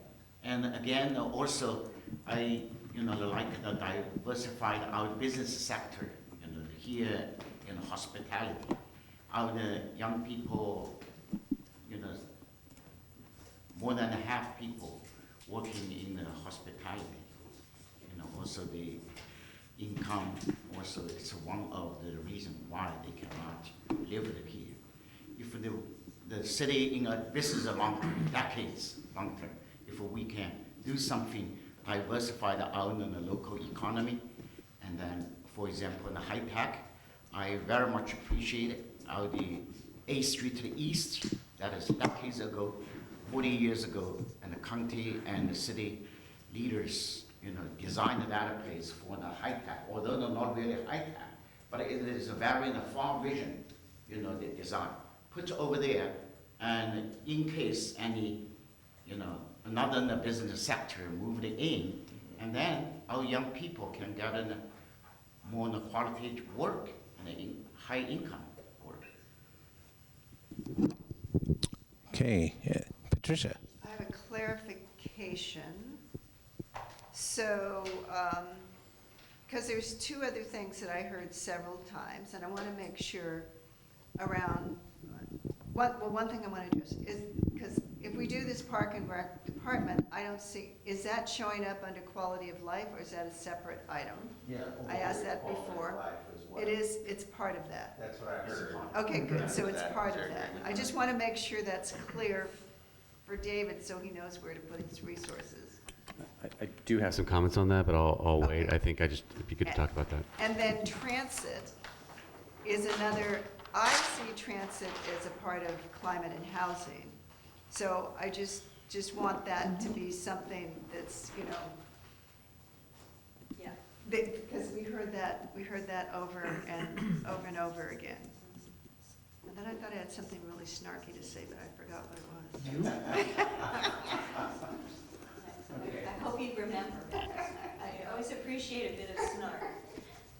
I just wanted to just sort of piggyback a little bit on what Jack had to say regarding 8th Street East, et cetera. I think what we've learned through COVID is that economic development that's tied to brick and mortar has suffered quite a bit. And that, in fact, even though we may lament that our economy in Sonoma is primarily hospitality, tourist business, I think that it's helped us actually weather the economic downturn that a lot of other cities have faced that were reliant on people coming to buildings to do their work. And in fact, it's a huge gift to us that our natural surroundings and the work that is here is interesting enough to have people come see it. So as much as I do think, it's important to expand on what we do, I don't think unless something's going to change drastically, a lot of the work that's going to be done will be done in people's homes. And a lot of the people that have moved here from San Francisco and other places was because they no longer worked in their building and are performing that same function in their work from their home in Sonoma. And I hear that story over and over again of how many people decided to move here during the pandemic because they realized they could do their work here. So in fact, we have incorporated a lot of high-tech industry into Sonoma. It's not being housed in 8th Street East as was envisioned. And I think that when we think about the new economy and whatever, we really are very lucky that we have sustained what we have. And whatever comes up next probably will not be in big buildings anymore. Okay, Patricia. One last thing. I'll keep this short. I think at some point we do have to have that discussion around we always say of economic diversification, but the reality is, as Sandra is saying, tourism is the business for us. And I think we need to be looking more, and, at the hub of that is the wine industry and the food industry. And how do we, maybe if we think about diversification more from how do we diversify the sector we already are very strongly in?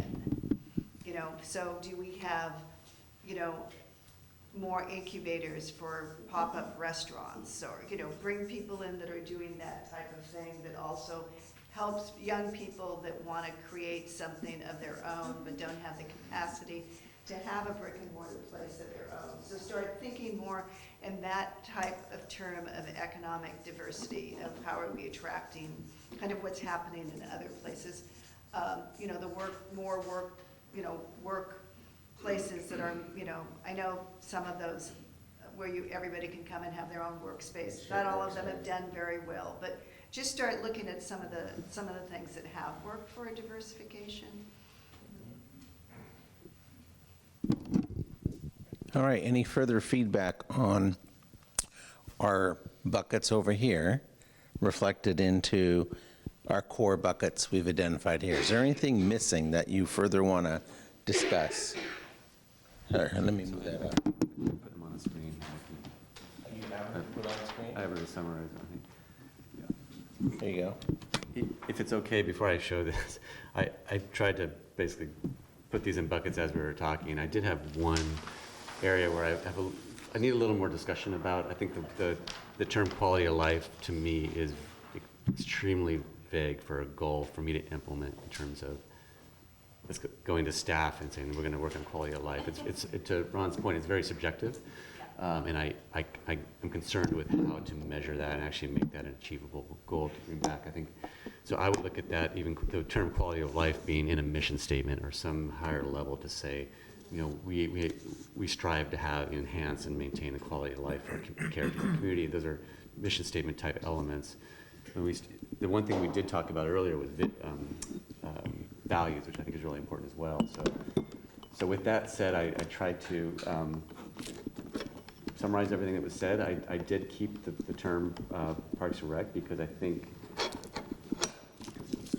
And before you begin, before you do your reveal, is everyone ready for this? Yeah. I don't know.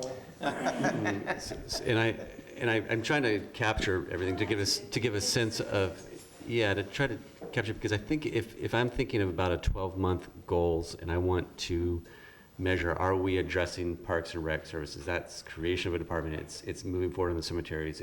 It's doing a lot of these things. Even though we don't have a department, there's still Parks and Rec elements that are important that you're valuing and you have a goal. So I think to your point about not waiting to have a Parks and Rec department to do a Plaza Master Plan, I begin the process. I hear that. I obviously, my knee-jerk reaction is like, well, I don't have the staff to do that yet. I need to hire, but I hear the interest. If that's a goal, we'll figure out how to move that forward, bring the consultant on, start that process without having a structure in place. So I think it's an important conversation that I heard in terms of wanting to move things forward and not wait for another year, and I get that.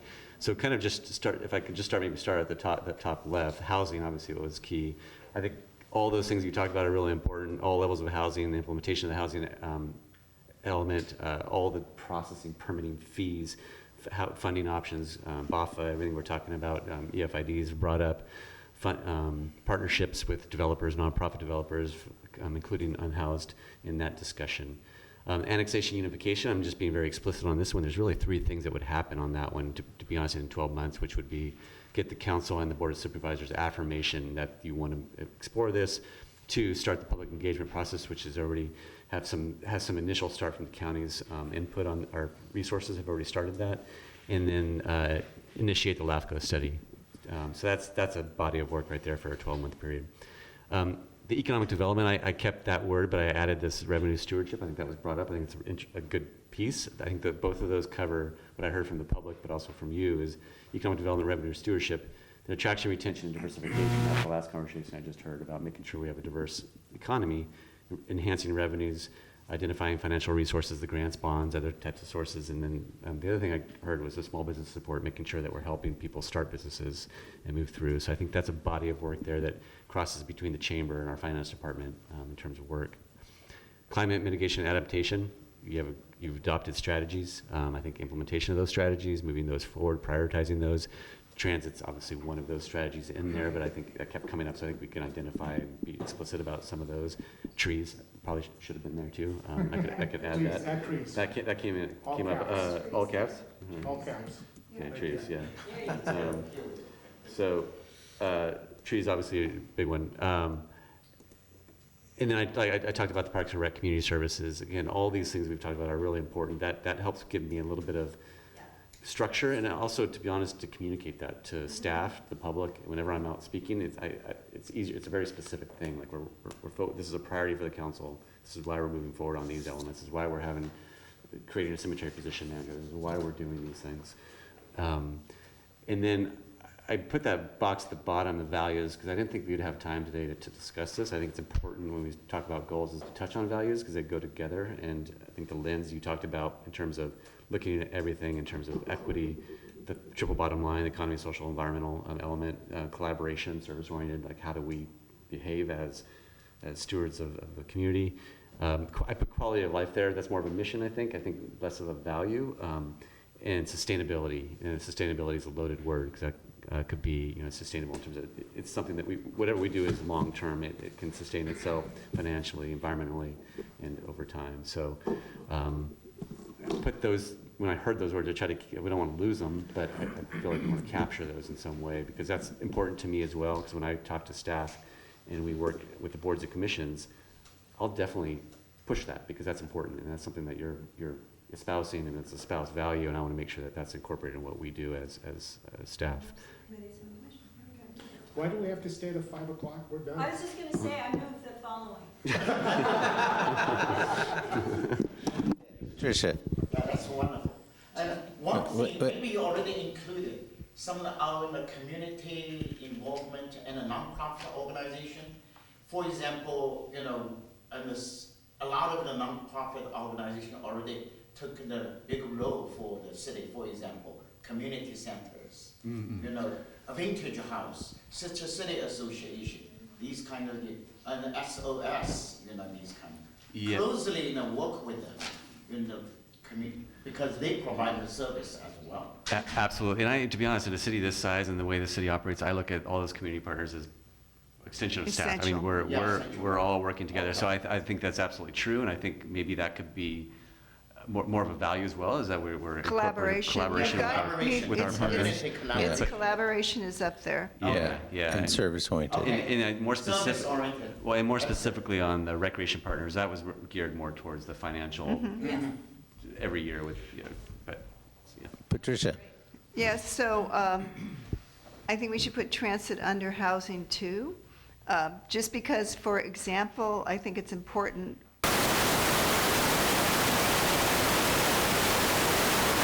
If you're going to do, as we're planning where housing is, we want to be looking at how do we take advantage of money that we could get for more transit by making sure the housing is, within whatever it is, a quarter mile of a bus stop that has that, 15-minute headway. But that's why I would kind of, I know it's an overlay, but it's. I would recommend we keep Just transit keep and it- climate because typically what happens is that you start to get the planners working with the transit agencies and identifying, but I think I'm looking at it more from a standpoint of communication to staff and how do we communicate this in a way that's understandable. And I think we start mixing too much because a lot of these are going to overlap that way. I think trees could be the same thing in housing, like what do we do with street trees? But I think your point's well taken. Is that that's a message that maybe it's a value is embracing the intersectionality. It's his new word of the day. But we could. But I think whenever I talk about it to staff or the all staff meetings, I'll push that because I'm hearing that as a key thing that these do overcross everything, and we have to take that into account. And can we? So this is the way I think of priorities. So maybe this helps a little bit. As I would set priorities every year. I wouldn't, in my previous business, I wouldn't set it as if we were actively already bringing in new clients and that was all going well, I wouldn't make that a priority for the next year. Right. So that's where I think that having, community safety if it's not up here, it's not up here because we have good police, we have good fire services. If we didn't, then I think it would show up here. And so it's fine, so that it's fine that it's not up there, so that we understand these are the things, usually the priorities you're setting, these are the things that we actually need to work on, you know. Right. It's a good, well, Yeah, just that is a good- it's a good point. And just a side note, in my past life, as a water director, I used to have people from the water department say, "Why aren't we a goal? Why aren't we a goal?" And I said, "You don't want to be a goal, because if you're a goal, something's going wrong. You've had, so you." Exactly. It's a really good point. Yeah. Okay, so we've had an opportunity to hear David summarize this. And is there anything else that you want to add to the feedback to him in regards to these items? Yes, Ron. I do have be a subset under the master plan, and David is probably tired of me expressing this, but an immediate need is figuring out how do we come up with a roadmap to make our plaza sustainable landscape-wise now. That plaza master plan, I'd love to target us on 2035 or whatever. In other words, really shoot for a goal that, because of just the sheer cost of what I'm envisioning for that execution of the master plan is going to be big numbers. But I don't want to wait to come up with a roadmap on how to, as it currently is, how do we make our landscape in the plaza sustainable. Landscapes do one or two things. They either improve or they become worse, they degrade. And that's something that I just want to make sure that our city manager has enough language up there that the next time I pester him, he won't tell me what's not on the goals. So. I hear you. Okay. So, thank you.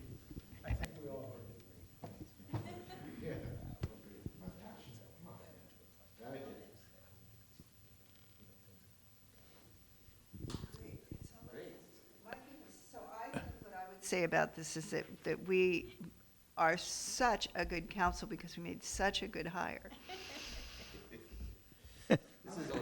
Yes. No, but I think you did a good job. So I have a challenge question that you all talked about, which was your strategic plan. You've given David feedback on that, but you're fine with it being feedback and not him reflecting it anywhere in this space. What would be interesting, some of these things were on the 2023 goals, and it would be kind of fun, however you document this, to identify those from 2023, because ultimately some of these things will carry over every year, and in fact it becomes a strategic plan. It's reviewed on an annual basis and updated. So I don't know that we need to do a formal 5-year strategic plan, because this is a living document. That's the other part of this, is that we should be looking at this so regularly that it's always in front of mind. So, for example, let's look at housing. I mean, just as an example, we could pick any one of these. I think it is now that hopefully there's enough direction up there that it's now the job for our for David, our city manager, our director of community development, our planning commission, to be able to look at this and say, okay, now how are we going to prioritize what's going to happen in 2024? Yeah, that's good. And I think kind of back to what Ron was saying, I think what you're saying too, the fact that the unhoused and homeless services and strategic plan, that was a priority last year. Work was done on it. It's at a point now where it can be a part of a larger goal. Is a good sign. I mean, so it's evolving in terms of how we look at it and how we move forward. So I think that's the thing we need to be looking at every year. How do these change? How do they modify? What's the new issue? if Brandon starts not doing his job, we can put him back on the list. And but I think it's a really good process. Keep that in front of everybody, and it's my job to keep this in front of staff to make sure that we're all on the same page. Patricia.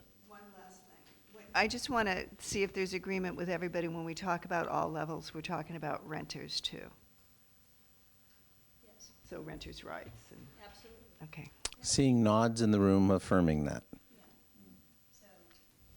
Quote, I wanted to make sure I got the author of it right, because I wanted to say it was Yogi Berra, but it wasn't. It was actually, no, he did, I know, Niels Bohr, who is a Nobel laureate, and it says, prediction is very difficult, especially if it's about the future, which does sound a bit like a Yogi Berra quote. But it really, I think it reminded me of that quote when you were having this conversation about your, 5 years and, just so much what has happened with the economy over the last 4 years that we really couldn't have predicted it, and you really can't plan for it, that things are happening in such a way. So, which is a long way of saying that I concur with this approach that the mayor is suggesting, that we do this sort of annually. Okay, do we have agreement on the 5 buckets and sub-pieces that you all discussed and heard from yourselves, plus the public? Any further comment on it? David, do you have what you need? All right, so David has what he needs. Then I guess I look to the mayor.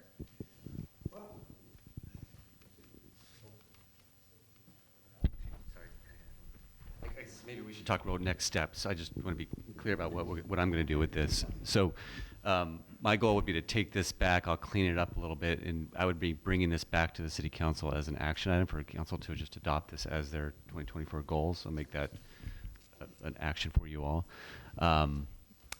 And then the next step would be then I'll be doing an all hands meeting with staff. I do plan on visiting all the boards and commissions and presenting this information to them as well, just to make sure that they understand the conversation that happened today and how that might impact them for the rest of the year. So that's kind of the next steps that we'll do with this item. All right, thank you. Any feedback on that? All right, Mayor? First of all, I'd like to thank all the staff, those who sat through this lovely morning and afternoon. I think I speak for the entire council about how much we appreciate the work that you do, and we look forward to an exciting future.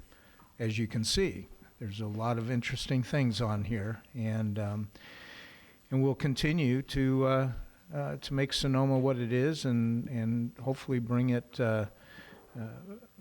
Bring a better quality of life, so to speak, to the community. And thank you to my fellow council folks for participating. And you know what? I enjoy working with each and every one of you, and we're doing some really good work, I think. And certainly our city manager, we love you. That's all I can say. And then I'd also like to thank Scott for his work. And I don't know about the rest of you, but as a new council member last year, this process was much more beneficial, I think, for all of us in many ways. So thank you. And with that, I think the only thing I have is adjournment.